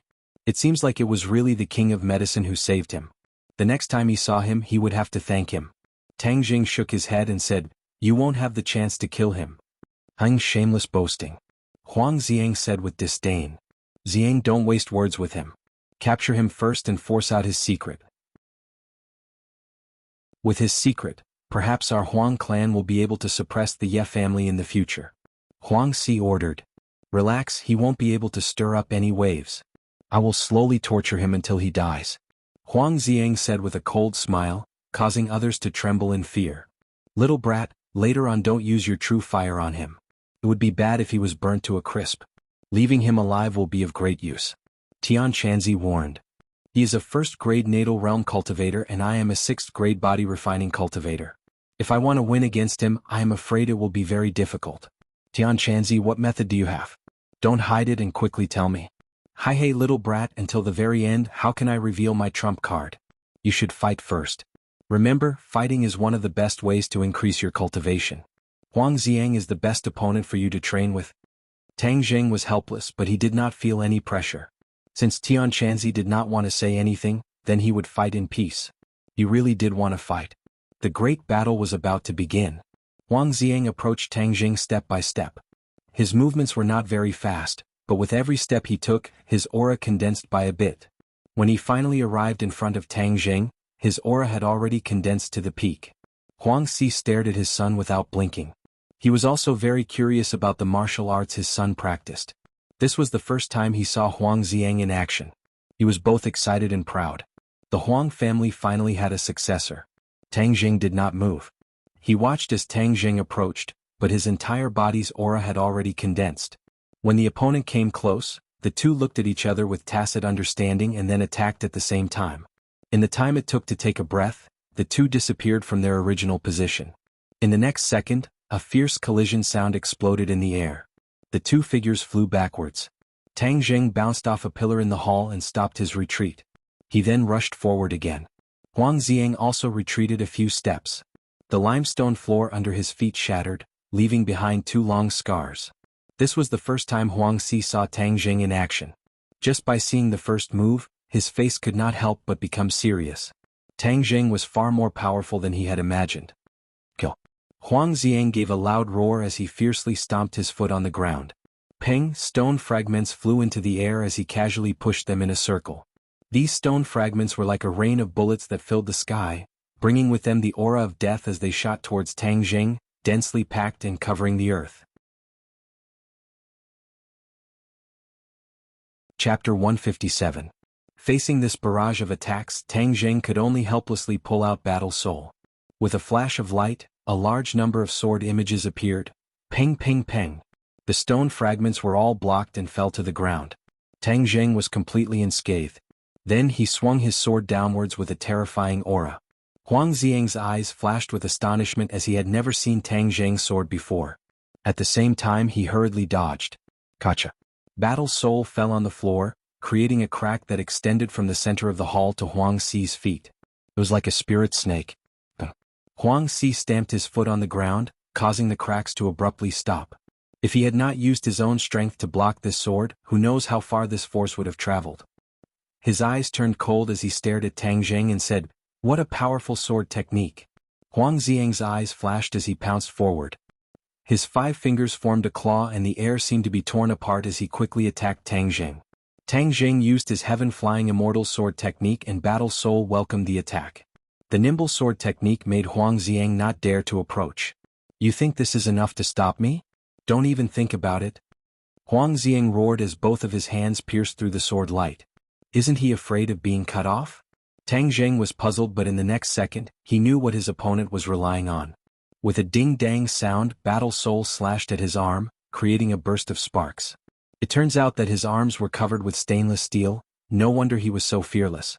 Huang Xiang's face flashed with hostility as he proudly said, "Now you know how powerful I am." Tang Zheng coldly snorted as he attacked with his sword. Immediately the ding-dang sound rang out incessantly as the two dodged. All that could be seen was sparks bursting out and shadows flipping. In this large hall only the two of them were left. Huang Xi finally let out a sigh of relief and secretly said, "Ziyang's martial arts is indeed powerful. In time he will surpass me. In the future, I will be relieved to hand over my family business to him." After a fierce battle, both of them fought more and more valiantly. However, their consumption was considerable. After all, Huang Xiang's cultivation was stronger and he gradually gained the upper hand. However, Tang Zheng's otherworldly flying immortal swordsmanship was not an undeserved reputation. It made Huang Xiang hesitate to attack, so he was temporarily unable to obtain victory.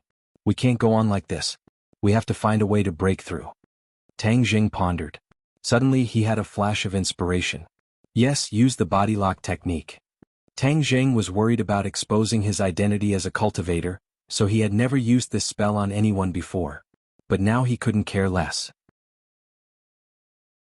Moreover, one of the advantages of this spell was that the other party would mistake it as a pressure point technique and wouldn't connect it to his identity as a cultivator.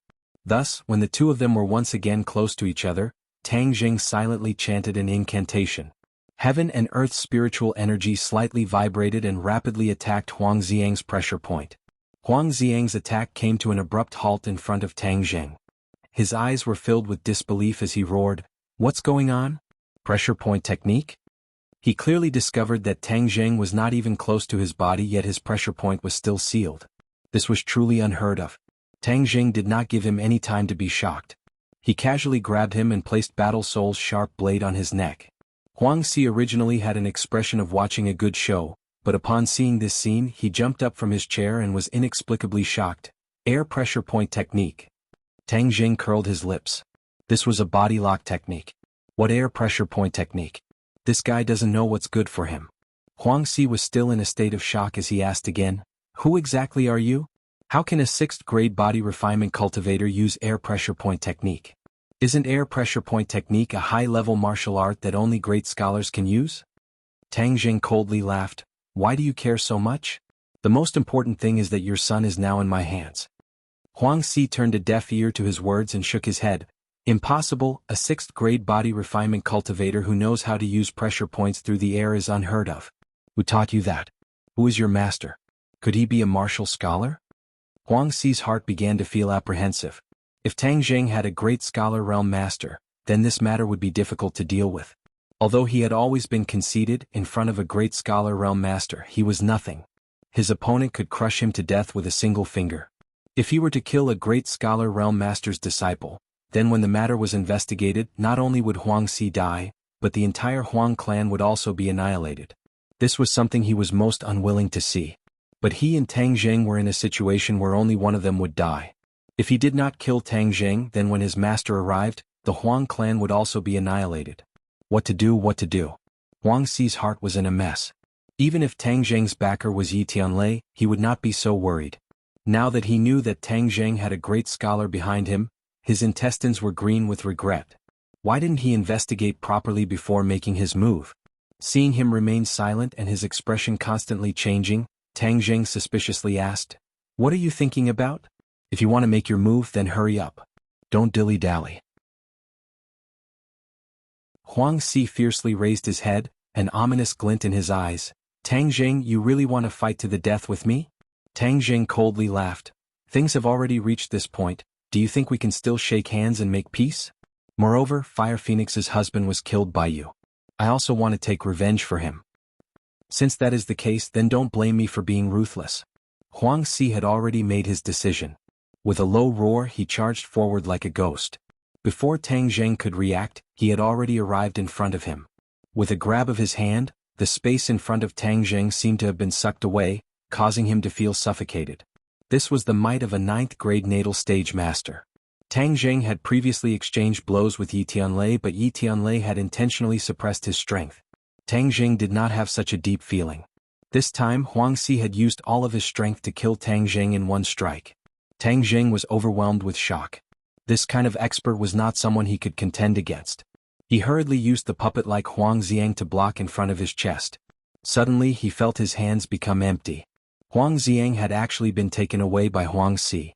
Damn it, so Huang Si's move was just a feint. His main goal was to save Huang Xiang. Tang Jing did not counterattack. Instead, he hurriedly retreated. As expected, Huang Si lifted his son with one hand and swept out with his leg. It really had the power to sweep away 1,000 soldiers. Tang Jing did not dare to use his body to block this attack like he did with Hoodlum. He hurriedly retreated and waved Battle Spirit in front of his chest. So, a black sword light shot out from Battle Spirit like a raging black flame. Huang Si was shocked. He stopped his attack and exclaimed, "What is this?" Tang Jing sneered. Of course he would not tell him that this was his treasure. Just now when he was fighting with Huang Xiang, he had purposely suppressed Battle Spirit's light. Now that it was released, although it was black, it was still very eye-catching. "Treasure sword, this is a real treasure sword. Father, you must snatch it." Huang Xiang shouted in surprise. Huang Si had never seen such a treasure sword before. He was both surprised and happy. If he had this treasure, then even if he were to fight with Yi Tianlei, he would not be defeated. "This treasure sword in your hands is like casting pearls before swine. Give it to me." Huang Si reached out with his hand, wanting to snatch Battle Spirit. But how could Tang Jing let him do as he wished? With a flick of his wrist, a sword light shot out. This sword light was much more powerful than the previous one. It intertwined into a black sword light that emitted an aura of death. Battle Spirit even let out a resounding sword cry, like the cry of a dragon or tiger. Huang Si's face was filled with indescribable shock. This treasure sword far exceeded his imagination. He must obtain it. Immediately he used all of his strength. In an instant, Tang Jing's face was filled with afterimages. This was the essence of the spring kick. Hoodlum had only scratched the surface. Tang Jing could not see his opponent's figure clearly. He could only wave Battle Spirit while retreating. I wonder if the body lock technique will have any effect on him? Tang Jing thought. But since he could not see Huang Si's figure, he could not chant the incantation to attract the heaven and earth spiritual chi to attack his meridians. Tang Jing bitterly held on. But the difference between the two of them was too great. Peng, a kick landed on his body and he flew out like a kite with a broken string. So, a figure flashed as Huang Si finally appeared from the shadows of his legs and flew towards Tang Jing, grabbing the Battle Spirit sword in his hands. Tang Jing's entire body was in pain. It was as if his bones were about to fall apart. Huang Si's spring kick was indeed powerful. Seeing that Huang Si was already in front of him, he was about to grab Battle Spirit. Now's the time. Body lock technique. Tang Jing endured the pain and silently chanted the incantation.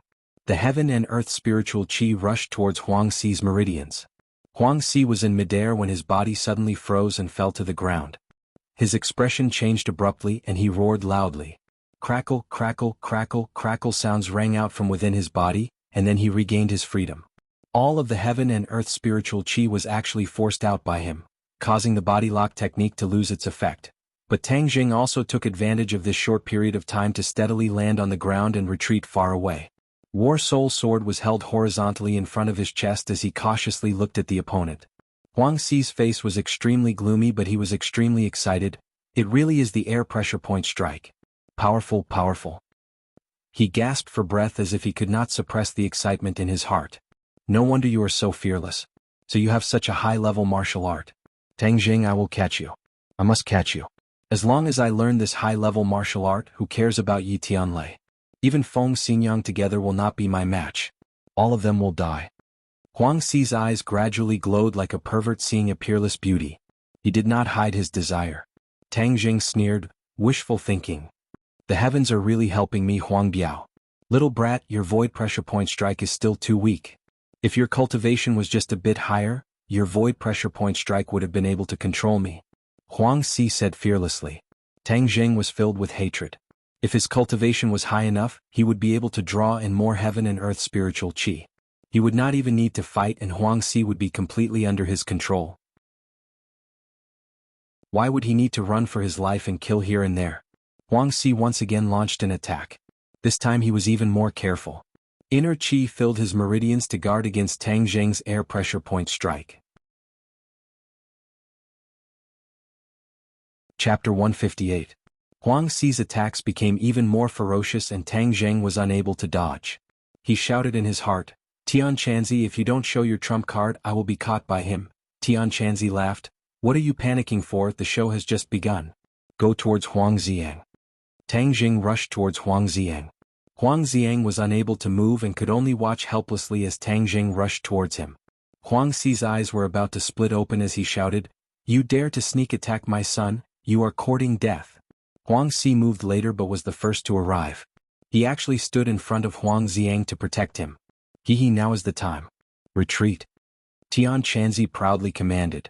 Although Tang Jing did not understand what was going on, he immediately retreated. Suddenly he saw an inconceivable scene. Huang Xi's back was facing Huang Xiang and he did not notice the strange change in Huang Xiang's eyes. Huang Xiang's eyes lost their spirit and became sluggish. Huang Xi then moved and pushed his palms forward. A thunderous sound rang out as the two palms viciously landed on Huang Xi's back. Huang Xi staggered forward as he spat out a mouthful of blood. His face turned deathly pale. He turned his head in fear and was shocked to discover that the two palms were from his own son. His liver and gallbladder were torn apart and he was inexplicably shocked. What is going on? Percent is not equal to Huang Xiang actually attacked Huang Xi. Not only was Huang Xi baffled, but Tang Jing was also confused. He was dumbstruck as this scene of a father and son killing each other was too strange. He did not dare to believe that this was real. Haha, this is a good show. Tian Chanzi proudly laughed. Tang Jing was puzzled. Could it be that Huang Xiang had gone crazy? What is going on?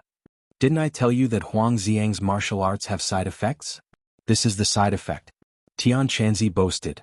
Could it be that the side effect is going berserk? Of course not. Going berserk is child's play. Tian Chanzi, do not make a move, but when I make a move, it will be different. He's under the effects of the puppet technique. Puppet spell? Tang Jing had never heard of this spell, so he was confused. The puppet technique is to control his mind and turn him into a puppet. From then on you can do whatever you want. The martial arts I gave him are the puppet cultivation martial arts. As long as he reaches the Hotian realm, I can use the puppet technique to control him. Tang Jing shivered. This Tian Chanzi was much more ruthless than him. Sure enough, no one in the cultivation world was easy to deal with. When Tang Jing dealt with his enemies, the most he would do was to kill them. However, Tian Chanzi turned his enemies into his puppets. Not only would they not die, but they would also work for him. This was much more ruthless than killing them directly. Little brat, don't think that I am ruthless. The cultivation world is a world where the strong preys on the weak. If you are too kind, you will only be killed. In the cultivation world, there are massacres every day. Remember, only by surviving can you be the final victor.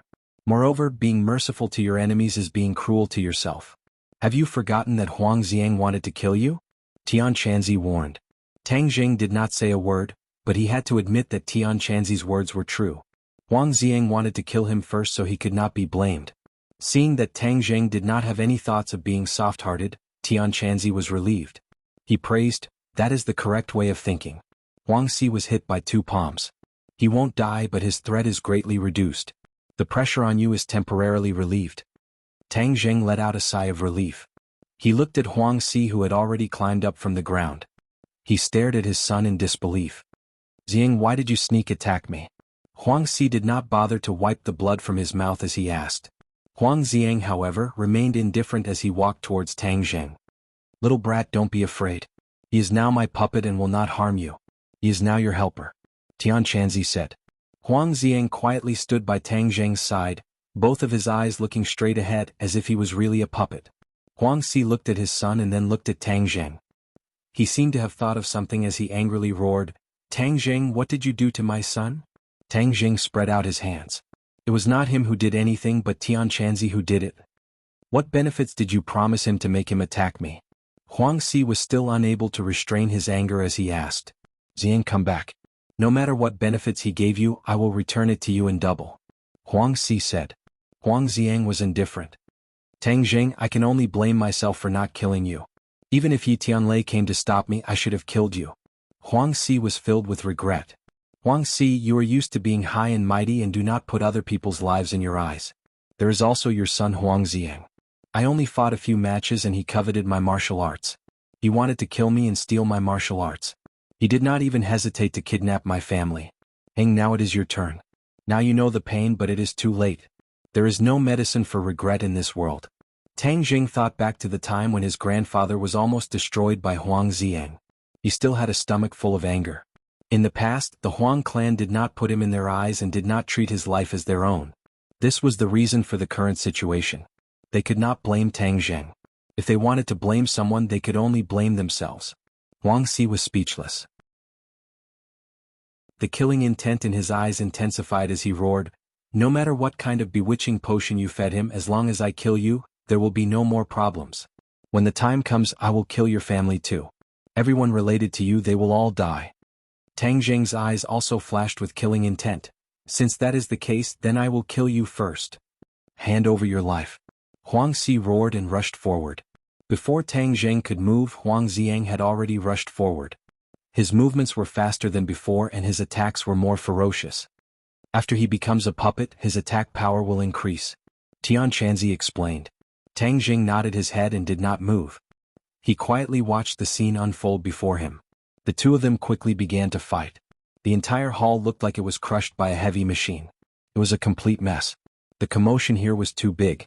Dozens of people rushed over after hearing the news. When they saw the father and son fighting each other, they were all stunned and did not dare to step forward. Kill that brat Tang Zheng for me. Huang Xi angrily ordered. Immediately, everyone brandished their weapons and attacked Tang Zheng. Facing these ordinary thugs, although there were many of them, Tang Zheng was not afraid at all. Those who attacked him were all knocked to the ground. Kill. Suddenly, an earth-shattering battle cry sounded from outside the old house. Then a large group of people rushed in with Fire Phoenix and Lin Hu at the front. When the two of them heard the commotion outside, they gathered their subordinates and rushed in. They definitely could not let anything happen to Tang Zheng. Unknowingly, Tang Zheng had already become their backbone. But when they rushed in and saw the scene before them, their jaws dropped to the ground. The one fighting with Huang Xi was not Tang Zheng but Huang Xiang? Lin Hu and Fire Phoenix looked at each other, unable to comprehend the situation. Let's deal with this group of people first, Lin Hu said. Fire Phoenix nodded her head and led her subordinates to charge over, knocking the people around Tang Zheng to the ground. Immediately, the hall quietened down as everyone stared at the strange battle unfolding before them. Lin Hu asked in a low voice, Young Master Tang, what is going on here? Tang Zheng shook his head and said, How did you guys come in? We heard the commotion. That old fox Huang Xi is very cunning. We were worried about your safety so we rushed in. Lin Hu explained. Fire Phoenix excitedly said, It seems like our worries were unnecessary. Young Master Tang really has a way. He actually made this pair of big and small foxes fight each other. This Huang Xiang is really powerful. His progress is too fast. He can actually contend with that old fox. Could it be that he is also a 9th grade natal stage? That can't be right?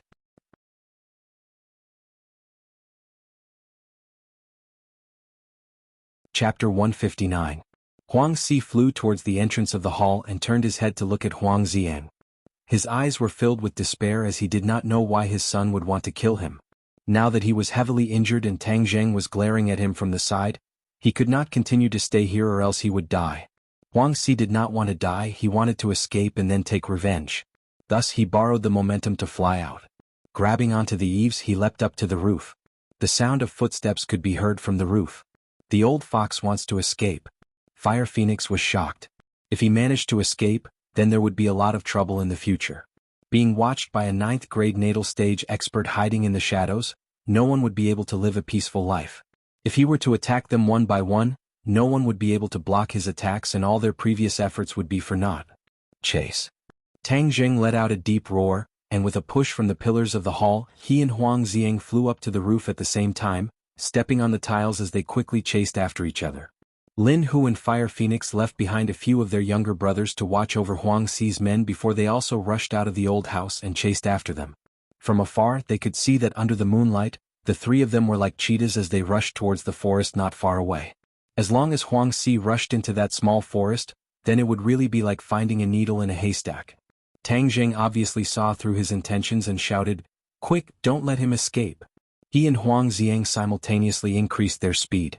Huang Xi was like a stray dog as he madly ran, not daring to stop.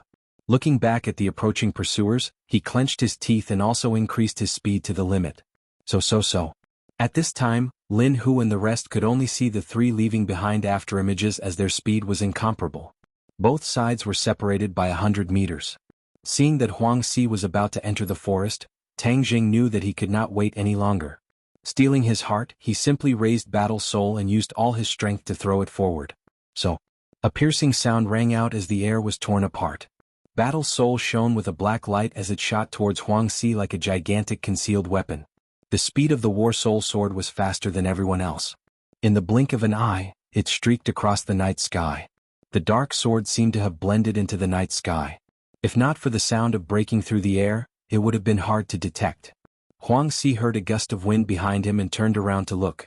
Battle Soul was already 5 meters away from him. If he did not take any countermeasures, he would be pierced through. He had no way to continue forward, so he had no choice but to dodge to the side. The War Soul sword brushed past his shoulder and it was extremely dangerous. Gotcha. The War Soul sword cut through the trunk of a large tree in front of him and fiercely stabbed into a rock. Cracks quickly spread out on the rock and in an instant, it burst open and shot in all directions. Taking advantage of this momentary delay, Tang Jing and Huang Ziyang had already caught up to Huang Xi. Huang Xi was shocked as his eyes inadvertently fell on the battle spirit and his eyes lit up. Treasured sword. With this exceptional treasured sword, his battle strength would instantly increase. The threat of Tang Jing and Huang Ziyang would no longer be a concern. Huang Xi threw himself forward and rolled on the ground, grasping the War Soul sword in his hands. The cold sword hilt caused his spirit to soar. He did not continue to run but instead stood there proudly. Under the moonlight, his face was filled with malevolence as he glared at the two people charging at him. The treasured sword is in my hands. Tang Jing, you are dead.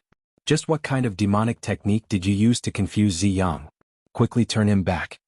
Huang Xi held the sword in one hand and pointed it at Tang Jing, threatening him with a murderous aura. Tang Jing and Huang Ziyang both stopped and stared at Huang Xi. Tang Jing hesitated for a moment before saying, "Puppet technique, have you heard of it?" Puppet technique? Huang Xi's face was filled with doubt as he had never heard of it before. However, the name was easy to understand. Are you saying that my son has become your puppet? It is Tian Chanzi's puppet. Tang Jing said but did not deny it. What kind of technique is this? I have never heard of it before. Tang Jing shook his head and said, in this world there are many things that you have never heard of. Little brat, did your master teach you all of this? Tang Jing declined to comment. If I kill you now, I will kill your damned master in the future. Huang Xi leapt forward. The War Soul sword in his hand did not emit a black light but it was still filled with killing intent. At this moment, Huang Xi felt like he was an invincible god of war. His heart was filled with an indescribable self-confidence as his eyes widened and he gave a deafening roar. Kill. Tang Jing did not dodge and instead charged forward. Huang Ziyang also attacked, one from the left and one from the right, forming a pincer attack. Huang Xi acted as if he did not see it. With the treasured sword in hand, what did he have to fear? Shua.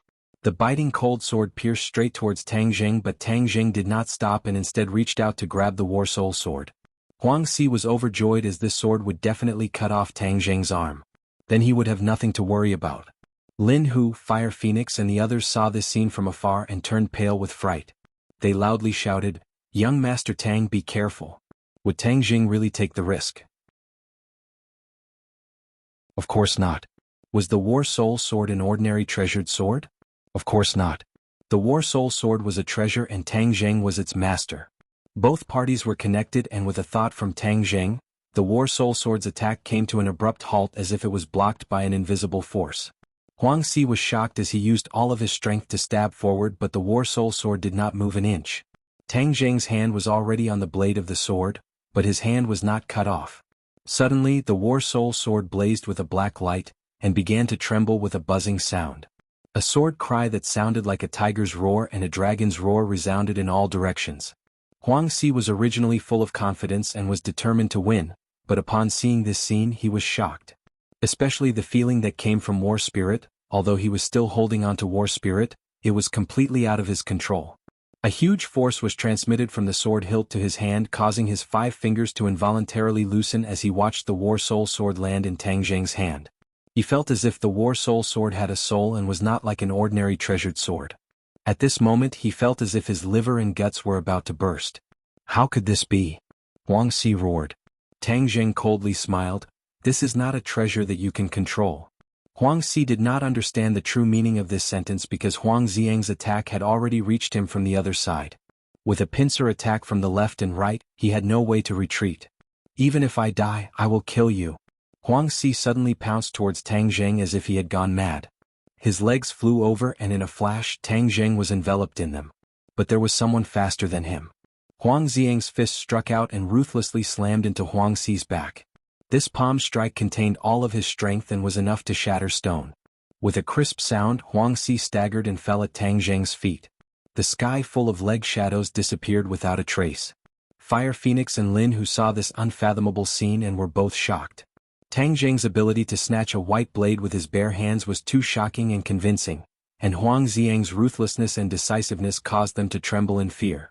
Seeing Huang Si lying on the ground motionless, the few of them quickly rushed over. Tang Zheng looked down at Huang Si. Huang Si spat out a mouthful of blood which dyed the ground in front of him red. The life in his eyes was slowly fading away. The 2 palms just now were killing moves and had already shattered his heart meridians. There was no way to reverse the situation. Huang Xiang remained expressionless as if everything that had happened had nothing to do with him. He made Lin Hu and the others who had caught up to hide far away from him. This was too strange and had exceeded their imaginations. Tang Zheng, I am not satisfied. I should have killed you earlier. I should have killed all of you earlier. Huang Si spat out a mouthful of blood as he continuously shouted. Fire Phoenix angrily said, that year when you killed my husband you should have known that this day would come. You only have yourself to blame. Huang Si glanced at her and said, I do not regret it. At the very least, I have lived longer than that dead husband of yours. I was able to rule over Changheng City and he did not. I am simply stronger than him, haha. You will never be stronger than him. I will always remember him, but in this world no one will remember you. Fire Phoenix flew into a rage and ruthlessly kicked Huang Si. Huang Si rolled over and his cries came to an abrupt end. All that was left was a series of rapid breathing sounds. Fire Phoenix was very emotional, her eyes filled with tears as she said, Young Master Tang, let me personally kill him. Let me do it. Lin Hu also indignantly requested. Tang Zheng shook his head and ordered Huang Xiang, you go. Lin Hu and Fire Phoenix were startled as they stared at Huang Xiang, as if they wanted to see what kind of reaction he would have. They were also very curious about the relationship between Tang Zheng and Huang Xiang. They only saw Huang Xiang expressionlessly walk towards Huang Si, without a trace of resistance. Huang Xiang squatted down and grabbed Huang Si's head with both hands. Huang Si's eyes widened as he angrily roared, No, I don't want to die, Kacha. His cries came to an abrupt end as his neck was broken by Huang Xiang. This ordinary balance underworld boss had ended his life, just like how he ended the lives of others. Sooner or later he would have to pay for what he did. Woo woo woo. Suddenly Fire Phoenix squatted on the ground and wailed, Huang Si is finally dead. I have avenged you. Do you see? Your spirit in heaven can now rest in peace. Lin Hu let out a long sigh and patted her shoulder. Fire Phoenix sobbed, completely lacking the ruthlessness a boss should have. However, at this time, no one would force her as this was the truest expression of her emotions. Fire Phoenix's cries gradually stopped as she turned towards Tang Zheng and firmly said, Young Master Tang, you have avenged my husband. From today onwards I, Fire Phoenix, will be at your disposal. Tang Zheng hurriedly supported her and said, Everyone will work hard together in the future. We will definitely have a more glorious future. Lin Hu and Fire Phoenix nodded their heads at the same time. We pledge our lives to follow young Master Tang. Even if we have to go through mountains of blades or seas of flames, we will not hesitate. In this battle, Tang Jing made Fire Phoenix truly submit to him. This was not only a relationship of benefits but also a type of subservience that strengthened the relationship between both sides. From this moment onwards, Tang Jing became the true leader of Changheng's underworld and sat on the top seat.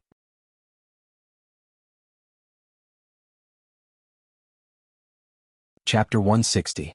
After leaving someone to deal with Huang Xi's corpse, Tang Jing, Lin Hu and the others returned to the city by car. The atmosphere in the car was a bit strange. Tang Jing sat in the middle with Lin Hu and Fire Phoenix beside him.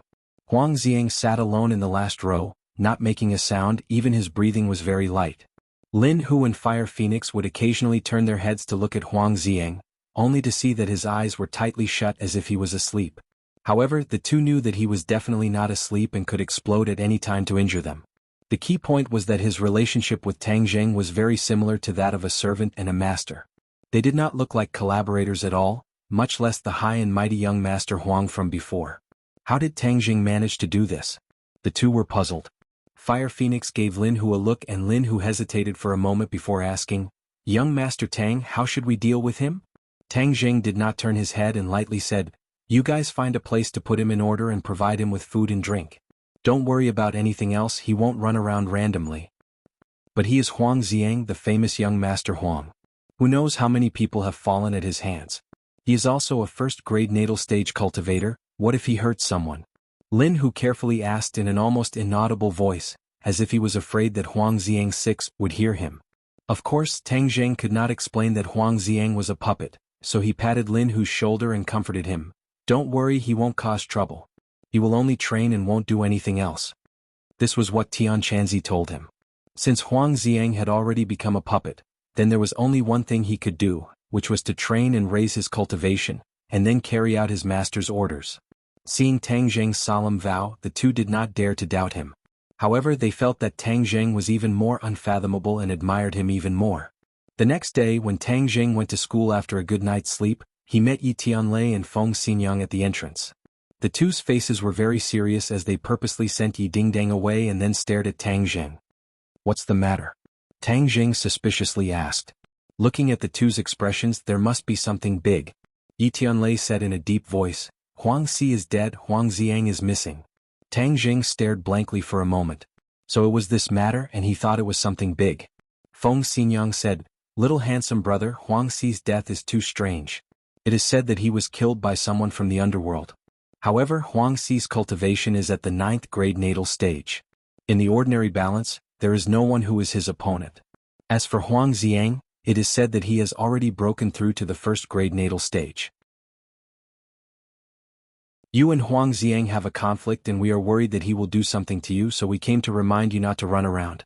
If you don't mind, you can come to our house to stay for a few days." Feng Xinyang's concern was expressed in her words. It was really like the concern of a husband and a mother for their future son-in-law. "In a while I will be going to Beijing. Ding Dang will also be going to Beijing to study in the future. Therefore, it is best that you get into a school in Beijing for the college entrance exams. In the future, when you go to Beijing, we can take care of each other. Even if Huang Xiang wants to do something, he will still have some restraints," Yi Tianlei said. Tang Jing felt a warmth in his heart. This family really cared for him. He thought for a while and decided not to hide anything. He directly said, "When Huang Xi died, I was at the scene." "What?" The husband and wife were both shocked. "What happened?" "Huang Xi wanted to kill me, so I killed him." "No, he was killed by Huang Xiang. Right now Huang Xiang is one of my people, but it is not convenient for him to show himself," Tang Jing said after some consideration. He still could not reveal the matter of his puppet technique to the public. It was too shocking. But this also caused the husband and wife to be stunned. If you asked who the Ye family's biggest opponent in the ordinary balance was, it would undoubtedly be Huang Xi. The two sides had been fighting openly and secretly for many years. Now Yi Tianlei, for some unknown reason, was preparing to let Yi Tianlei return to Beijing. Although Feng Xinyang was not willing, she could only accept it. Therefore Yi Tianlei did not pay much attention to Huang Xi. Who would have thought that Huang Xi would die like this and even be killed by Tang Jing? The two looked at each other. Their brains were not enough to process this. They stared straight at Tang Jing, confirming that he was not joking. Little handsome brother, Huangxi is a 9th grade natal stage cultivator. I heard that you are a 6th grade refining body. How did you kill him? Feng Xinyang asked in bewilderment. It was Huang Xiang who caught him off guard. He injured him and then killed him. How did Huang Xiang kill Huangxi? This question was even more puzzling. Tang Jing shook his head and smiled mysteriously. He did not say anything. The husband and wife knew that this definitely involved Tang Jing's secret, so it was not convenient for them to ask. However, the two people's hearts were already in a perilous situation. Their gazes towards Tang Jing changed again and again. Yi Tianlei patted Tang Jing's shoulder and said earnestly, "Then you are saying that the people in the ordinary balance underworld are all yours? You are that mysterious young Master Tang?" "That is just something they call me for fun." Tang Jing laughed involuntarily. He did not expect that they would also hear of this name. The new generation is replacing the old. Seems that I really am getting old. Yi Tianlei sighed. This kind of thing was really unimaginable, but Tang Jing did it. Of course, there was definitely a secret that could not be revealed. However, this showed that Tang Jing's mysteriousness far exceeded his expectations. Feng Xinyang's eyes gradually lit up. She stared at Tang Jing with a burning gaze and asked, "Little handsome brother, how have things been between you and that girl surnamed Feng?" Tang Jing stared blankly and said, "Pretty good. What's the matter?" Feng Xinyang pointed at Yi Dingdang, who was standing not too far away, and said, "Don't you think that our family's Dingdang is very ladylike right now?" Tang Jing stared blankly for a moment. He had already guessed the other's thoughts. She was going to play matchmaker again. As expected, Feng Xinyang said, "Little handsome brother, I think very highly of you. You have to chase after our family's Dingdang. Our family's Dingdang is good at martial arts. In the future she will definitely be a good wife." Yi Tianlei's brain did not work as fast as his wife. He helplessly looked at Feng Xinyang and shook his head without saying anything. Tang Jing was really flattered by her enthusiasm. He could not resist and hurriedly said, "I have to go to class. Uncle Yi and Feng, goodbye." Then he ran away. Feng Xinyang did not forget to call out, "Don't forget my words. You really can consider it." Yi Dingdang saw Tang Jing run away in a sorry state. She curiously asked, "What did they say to you? They didn't even let me hear it." Tang Jing shrugged and said, "You can ask them. If I ask them they won't tell me." "What did they secretly say to you? It's like I'm not their daughter and you're their son." Tang Jing embarrassedly smiled. If you don't want to say it, then don't say it. Let me tell you, this week I will definitely break through to the 6th grade refining body. Just wait for the announcement to be made to the whole world." Yi Dingdang said in high spirits. Tang Jing was in disbelief. So fast? Could it be that the Jade Women's Heart Sutra is really that good? Yi Dingdang rolled her eyes at this ignorant fellow and said, "Of course, the Jade Women's Heart Sutra is too compatible with me. My body's chi has become much stronger." Tang Jing stared at her without blinking. Of course he could not see enough, but he could feel that her inner strength was vigorous. What made him feel even more surprised was that her purine chi seemed to have become even denser. "What's going on? Tian Chanzi, quickly come out. The Jade Women's Heart Sutra you gave her wouldn't be the same as the one you gave Huang Xiang and turn her into a puppet, right?" Tian Chanzi's methods left a deep impression on Tang Jing. "Brat, don't bite Lu Dongbin like a dog. You don't know how to appreciate good intentions. The Jade Woman Heart Sutra that I gave to this girl is a very high-level martial art. How could it be such a mess?" Tang Jing let out a sigh of relief. But why did the purine chi in her body increase? Hey, this is the beauty of the Jade Women's Heart Sutra. Because this martial art is specially designed for women, it can naturally accumulate a woman's purine chi. Isn't this just to benefit you, little brat? In the future, when you are together with her, you will be able to obtain even more purine chi. I really put a lot of thought into this." Tian Chanzi boasted. Tang Jing was stunned for a moment. "Tian Chanzi, can you not randomly matchmake me? I already have Feng Shishir. If you still blame me, I won't lower myself to your level. You will know in the future." Tian Chanzi simply shut up, leaving Tang Jing helpless. Seeing Tang Jing staring at her as if he was in a daze, Yi Dingdang couldn't help but shout, "Tang Jing, what are you looking at?" Nothing." Tang Jing returned to his senses. "You are clearly looking at me and you still say nothing. What do you mean by that?" Yi Dingdang was like an angry little lion as she asked righteously. Tang Jing bitterly smiled. Seeing Feng Shishir come, he quickly ran over. Yi Dingdang was so angry that she fiercely stomped her feet. "What are you guys talking about? Why is Yi Dingdang so angry?" Fang Shishir curiously asked. If it was said that she was a bit worried about Yi Dingdang before, but in this period of time, Tang Zheng and her were stuck together like glue. Yi Dingdang had nothing to do with her, so she was very relieved. Nothing much. Last time you said that after using the spirit pill, my cultivation would increase faster. Why don't you come to my house tonight? I want to quickly increase my cultivation. Fang Shishir impatiently said. Okay, no problem. Tang Zheng had taken care of Huang Si and his mood was much more relaxed. As for Daoist Tianji, he bowed and knew where he was, so he didn't need to worry too much. Then come to my house tonight. Your parents won't have any objections, right? Fang Shishir couldn't help but think of the embarrassing scene from last time.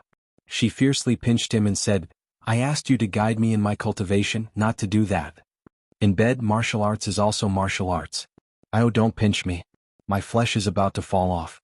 Tang Jing shouted. Liar. This little bit of pain is nothing to you. Fang Shishir glared at him but still let go. Tonight you can secretly come to my house. Just don't let my parents see you. A few days ago they were watching us very closely. Sometimes my mom would even eavesdrop at the door. But these 2 days she hasn't eavesdropped. So you just have to secretly come here tonight and leave before the sun rises. Tang Jing gave a naughty laugh. After cultivating, can't I do something else to relax? Why is your brain filled with these things? Fang Shishir fiercely poked Tang Jing's forehead and pouted. Tang Jing gave a silly laugh. These days were truly blessed.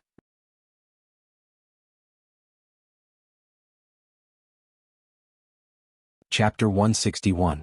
The night was like water. A figure jumped into the courtyard of a villa and quickly jumped in through a half-open window. The guy who climbed in through the window in the middle of the night was obviously Tang Jing. With such nimble skills, he was suitable to be a flower thief. Why did you come so late? Fang Shishir asked in a low voice. She had been lying on the bed, quietly waiting for her lover. I'm just worried that your parents aren't asleep yet. Tang Jing explained. Fang Shishir playfully smiled. You really have the potential to be a thief. Hehe, I don't steal things, I specialize in stealing people. I'll steal a beauty like you. Tang Jing said with a mischievous smile. Fang Shishir raised her fist and punched him. Tang Jing hugged her and the two's lips kissed. The light of the table lamp was not very bright, but it added a hint of ambiguity to the atmosphere. Don't be naughty, I still have to practice. Fang Shishir said as she escaped from Tang Jing's evil clutches. Tang Jing shrugged, took out a small porcelain bottle, and gently poured a spirit pill into her palm. She opened her eyes wide and praised, Wow, it's really beautiful.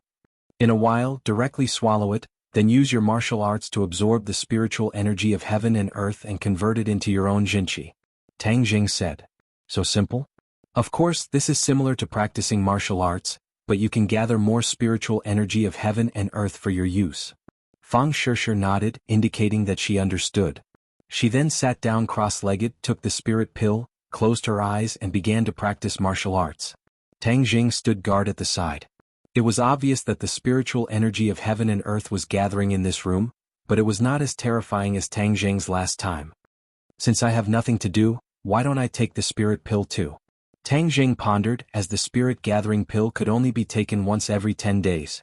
The last time he took a spirit gathering pill, he had been so busy that his feet didn't touch the ground, so he didn't have time to take it. He also sat down cross-legged and swallowed a spirit gathering pill. The spirit chi of heaven and earth immediately poured into the villa from all directions. Last time he had absorbed the heaven and earth spirit chi within a radius of 1 kilometer. This time, when the two of them worked together, the heaven and earth spirit chi within a radius of 2 kilometers rapidly converged towards the villa and madly rushed into their bodies. The budding flowers in the courtyard absorbed the spiritual energy and immediately bloomed, emitting a delicate fragrance. The trees grew new buds, and the grass that was about to wither actually regained its vitality and became emerald green. Fang Chonghua and Shi Mingqin slept especially well tonight as if they were babies. They did not even dream as their body's metabolism intensified, rapidly expelling the toxins.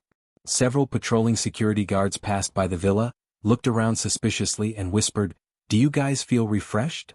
Yeah, I was dozing off just now, but now I'm especially energetic. Another person said. They looked at each other, not knowing what had happened. Normal people would not be able to sense the changes in the heaven and earth spirit chi, but their bodies would instinctively react. However, some people were able to sense it. Daoist Tianji had been frantically searching for Tang Zheng during this period of time. However, in this large city, he did not have any resources and could only rely on his own 2 legs to run around. However, in these past few days he did not have any results, causing him to be extremely frustrated. He bitterly looked at the sky and angrily roared, "Little brat, I will definitely find you." Suddenly his gaze trembled. What's going on? Why is the heaven and earth spirit chi changing so strangely? It seems to be converging towards a certain place. There must be a problem. His eyes lit up as he immediately chased in the direction where the heaven and earth spirit chi was converging. A moment later he arrived at the villa district. Why are we here again? He had been waiting here for a few days but was unable to find any trace of Tang Zheng. In the end he had no choice but to give up. However, coming to this place again he immediately frowned. Could it be that the little brat is still living here? Could it be that such a large movement was also caused by him? But how could there be such a large movement? He looked from afar and discovered that the heaven and earth spirit chi had finally converged into a villa. His heart moved as he excitedly muttered to himself, "Could it be, this is the legendary spirit gathering pill? I heard that the spirit gathering pill is able to gather the heaven and earth spirit chi for one's own use and then produce such an effect." Daoist Tianji was truly excited. He had cultivated for dozens of years but had never been able to refine pills. This was because firstly he did not have a pill furnace and secondly he did not have a pill recipe. Only someone like Tang Zheng, who had an old man from 1,000 years ago living in his head, would have such a miraculous pill recipe. That was why refining pills was so simple. For Daoist Tianji, even though he knew that refining pills could help him cultivate, he had no other choice. His breathing became hurried as he stared unblinkingly at the villa. He swallowed his saliva. It must be the spirit gathering pill. Whether it is that little brat or not, I must snatch the spirit gathering pill. As long as I have the spirit gathering pill, my cultivation will definitely increase by leaps and bounds. Thinking of this, he could no longer hold back his excitement and rushed towards the villa. Who is it? Stop! Suddenly the security guards discovered his tracks and quickly chased after him. Last time, after Daoist Tianji's ruckus, the villa district had already strengthened its security. Daoist Tianji did not expect that his tracks would be discovered, but he did not care. No one could stop his determination to obtain the spirit gathering pill. Thus he immediately pulled out his sword. Shwa shwa shwa, the security guards in front of him did not even have the time to scream before they were beheaded. Seeing this, the security guards behind him angrily shouted, "The criminal has a weapon. It's that beggar from last time. Quickly call the police."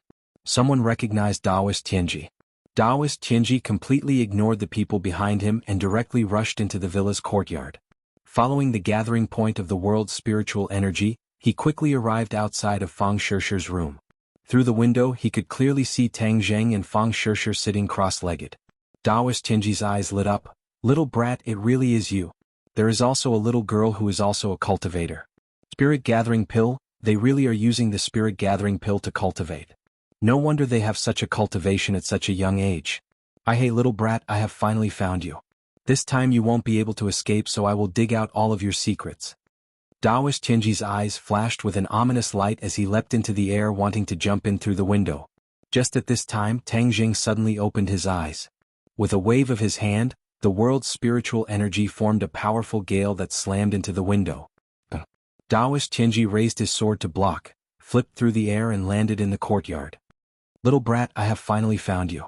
You have nowhere to run, so obediently hand over the spirit gathering pill to me and I will let you die a quick death," Daoist Tianji proudly said. Tang Zheng's face was gloomy to the extreme. Just now he was at the crucial moment of breaking through to the 7th grade refining chi but was interrupted. Now his chi had stopped at 6 inches and 9 fun. This damn Daoist Tianji, why is he still haunting me like a ghost? He glanced at Fang Shishir, who was still cultivating. Her cultivation was still lacking and could not be like him. If she was interrupted, her body would be damaged and he would not allow this to happen. Tang Zheng also pulled out his battle spirit and jumped out of the window, glaring at Daoist Tianji. "Hey little brat, there is no use looking at me like that. Looks cannot kill me." Daoist Tianji proudly said, "Hurry up and give me the spirit gathering pill and then kill yourself. Otherwise not only will I kill you, I will also torture you to death." Daoist Tianji, "Last time when you were like a stray dog being chased by the police, how did it feel?" Tang Zheng jokingly asked. Daoist Tianji's old face turned red. This was his humiliation. Immediately he flew into a rage. Since you are so stubborn, then I will do it myself. Just as his voice fell, Daoist Tianji used spatial contraction, and instantly appeared in front of Tang Zheng, his sword thrusting out. The two swords collided and Tang Zheng could not help but retreat a few steps. Daoist Tianji proudly sneered, "Little brat, you are not my opponent. Just give up." With a loud roar, he once again rushed forward. Shua! A sword light flashed by. Tang Zheng hurriedly dodged, but the steps behind him suffered a calamity. The marble steps shattered and shot towards the villa like a rain of bullets. Ping ping ping. The villa became riddled with holes. Tang Zheng could no longer care about this huge commotion as he quickly rushed out of the courtyard. Coincidentally, he met the security guards who were surrounding him. He loudly roared, "Quickly hide!"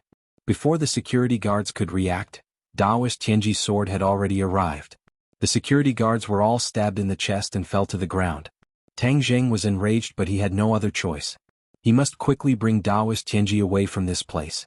This way Fang Shishir and her family would be the safest.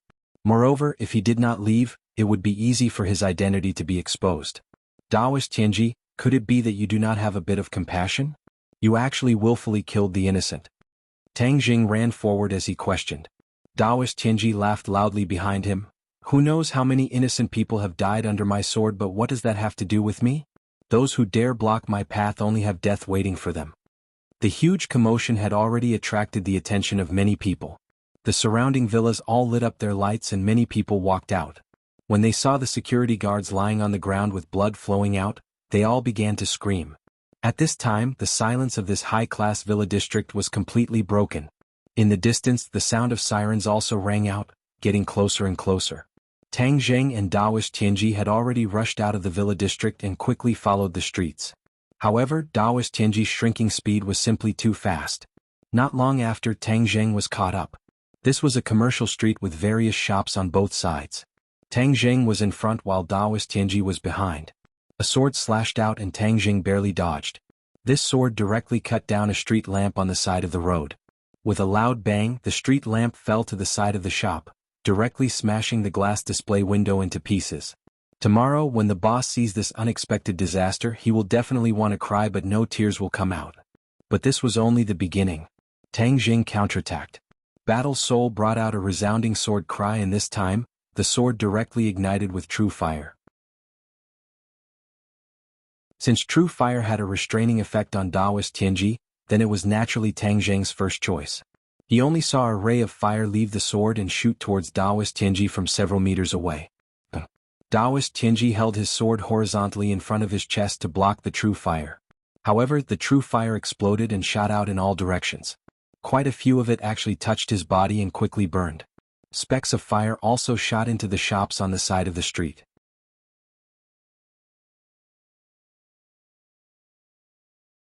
Chapter 162. Daoist Tianji hurriedly circulated his qi to extinguish the true fire. Last time he suffered a great loss, so this time he did not dare to let it continue to burn. With his experience from last time, he quickly extinguished the fire. Seeing this, Tang Zheng did not immediately attack but instead ran in the opposite direction. "Little brat, you won't be able to escape." Daoist Tianji madly chased, leaving behind a chaotic commercial street and a series of alarms. The two of them chased and ran as fast as lightning, stopping from time to time to have a small battle. This caused quite a large commotion, causing many other places to be caught in the crossfire. This commotion was too big, causing almost half of the ordinary balanced city to be alarmed as all sorts of alarms rang out incessantly. Tang Zheng helplessly shook his head as he ran. This time the commotion was too big, so he was afraid that it would attract the attention of others. Since Daoist Tianji said that he had only seen 2 cultivators in so many years, Tang Zheng felt a special sense of vigilance. In this world, there were so few cultivators that they would be seen as abnormal. In the long river of human history, abnormal people would always be pushed aside, and in the end, they would not have a good ending. Tang Zheng did not want to end up like that, so he had to be careful. It could be said that his identity as a cultivator brought him both benefits and dangers. Therefore, he subconsciously disguised himself as a martial artist, but Daoist Tianji was clearly crazy. For the sake of the spirit pill, he did not hesitate to make such a big commotion, not hesitating to expose their identities. Of course, Tang Zheng was not running aimlessly. He was rapidly moving towards a destination, and in the distance, he could already see this destination. This was an abandoned warehouse and there were very few people around. This warehouse hid a person who could help Tang Zheng. Who is it? There were 2 people guarding the warehouse and they loudly shouted. It's me, quickly run. One of the 2 people was Dao Zai and he brought a little brother to guard this warehouse. Dao Zai clearly saw Tang Zheng and was shocked. Young Master Tang, what happened? Quickly go, don't ask, don't worry. Tang Zheng could already see Daoist Tianji not far away. Time was of the essence and he did not want these 2 people to end up like those security guards. Dao Zai wanted to ask again, but Tang Zheng's face had already darkened as he roared, "Are you not going to listen to me anymore?" Dao Zai jumped in fright and hurriedly said, "I don't dare." He called his younger brother and quickly fled. Tang Zheng pulled open the door to the warehouse and rushed in. Daoist Tianji also rushed in at the same time, not caring if there was any danger inside. In his eyes, Tang Zheng could not threaten him at all. But just as he rushed in, a gust of wind blew towards him. Daoist Tianji did not even think before slashing out with his sword. Bang! A surge of power surged from the sword. He was shocked. The power of this attack was too great. It did not seem like Tang Zheng's attack. Who is it? Daoist Tianji took half a step back and glared at the warehouse like a tiger watching its prey. There was a small lamp in the warehouse and although the light was dim, it was still able to clearly see the surroundings. He saw that there was another person beside Tang Zheng. It was a young man who stared expressionlessly at Daoist Tianji. Daoist Tianji's eyes narrowed as he stared at this person. And who are you? Tang Zheng's lips curled into a smile. The reason he had rushed here was to find Huang Xiang. Huang Xiang's cultivation was at the 1st grade of the prenatal stage, similar to Daoist Tianji's 1st grade of foundation establishment. However, because Daoist Tianji was a cultivator, his true strength was above Huang Xiang's. However, with Tang Zheng in the mix, Daoist Tianji would not have an advantage. Tang Zheng jokingly asked, "Daoist Tianji, what, are you afraid?" Daoist Tianji's expression changed rapidly as he disdainfully said, "You think I'm afraid of you? Just a martial artist, what is there to be afraid of?" "Is that so? If I told you that he was at the 1st grade of the prenatal stage, would you still be afraid? I know that you are at the 1st grade of foundation establishment, so don't pretend to be so profound." In reality, if Tang Zheng were to call Yi Tianlei over as a helper, Daoist Tianji would definitely not be a match for him. However, this would expose Tang Zheng's identity so he could only rely on Huang Xiang as a puppet. Only he would not reveal any secrets. Daoist Tianji heard Tang Zheng's words reveal his cultivation and his expression slightly changed as he sternly said, "Little brat, you are the strangest of the 2 cultivators I have met. I do not know how you started cultivating, but I know that you must have had a great opportunity. Today, I will definitely take this opportunity away from you. Since you think so highly of me, then can you tell me about the other cultivator you met? You said that you had already killed him. What information did you obtain from him?" Tang Zheng purposely asked as this was what he was most concerned about. He had a magical treasure but he hid it too well so I was unable to find it. He really deserved to die but I believe that even if he died he would not be able to rest in peace because I made a move against his family, haha. Daoist Tianji proudly said. What magical treasure? This I do not know but I heard that it was very powerful. His cultivation was too low and was far from being as powerful as you so he was killed by my sword. Ah, truly satisfying. Daoist Tianji said with a fiendish smile. Then it seems that in the end you worked for nothing and did not even obtain the magical treasure. However, in the end you still made a move against his family. Isn't that too despicable? Despicable? Heng, the fact that I did not directly kill him is already benevolent. I only told my disciple to place a curse on his wife. Curse? Tang Zheng's heart moved. The curse on Nana's body was because of this? Tang Zheng was shocked. Last time he used the soul-searching technique to find out from Daoist Tianji's disciple that it was Daoist Tianji who ordered him to do the curse but he did not know the reason. Now Tang Zheng could faintly guess the reason. Daoist Tianji's eyebrows twisted as he asked, Who is Nana? You don't even know her name yet you made her suffer so much since birth. She is still a child so how can you bear to do this? Tang Zheng gnashed his teeth as Nana's cute appearance uncontrollably appeared in his mind. Daoist Tianji suddenly realized, so Nana is the descendant of that cultivator. Hey, I never thought that she would be related to you. It seems that in the unseen world, the heavens guided me to find you. This is the will of the heavens want me to become a true expert, the most powerful cultivator, haha. Tang Zheng did not pay attention to his arrogance as he was shocked by another piece of news. Nana's father, Mu Hongyan's late husband was actually also a cultivator and even had a very powerful magical treasure. Taoist Tianji, you have misunderstood the will of the heavens. The heavens allowed us to meet not to make you stronger but to end your life, to let you die by my hands. Tang Jing said resolutely as he seethed with killing intent. Taoist Tianji disdainfully gave a cold laugh. Shameless boasting. Then let us see if the will of the heavens is for you to die or for me to live.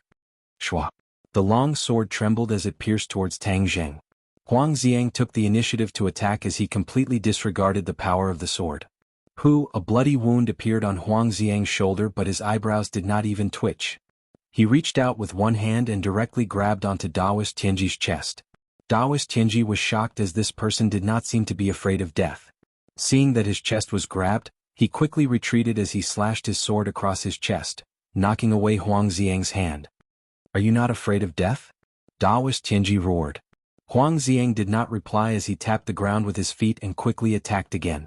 An unending stream of palm energy surged out, forcing Taoist Tianji's clothes to flutter. Taoist Tianji finally discovered something strange as he angrily roared, "What the hell is he?" Tang Jing coldly smiled, "Something to kill you." "You want to kill me? No way. I don't believe that you are not afraid of death." Taoist Tianji held his sword with both hands and used all his strength to slash out. Shua. The sword light tore open a large wound on Huang Xiang's chest, causing blood to flow out, but Huang Xiang did not retreat in the slightest.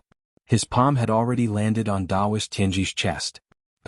Taoist Tianji flew out and staggered as he fell to the ground. He then stared dumbstruck at Huang Xiang.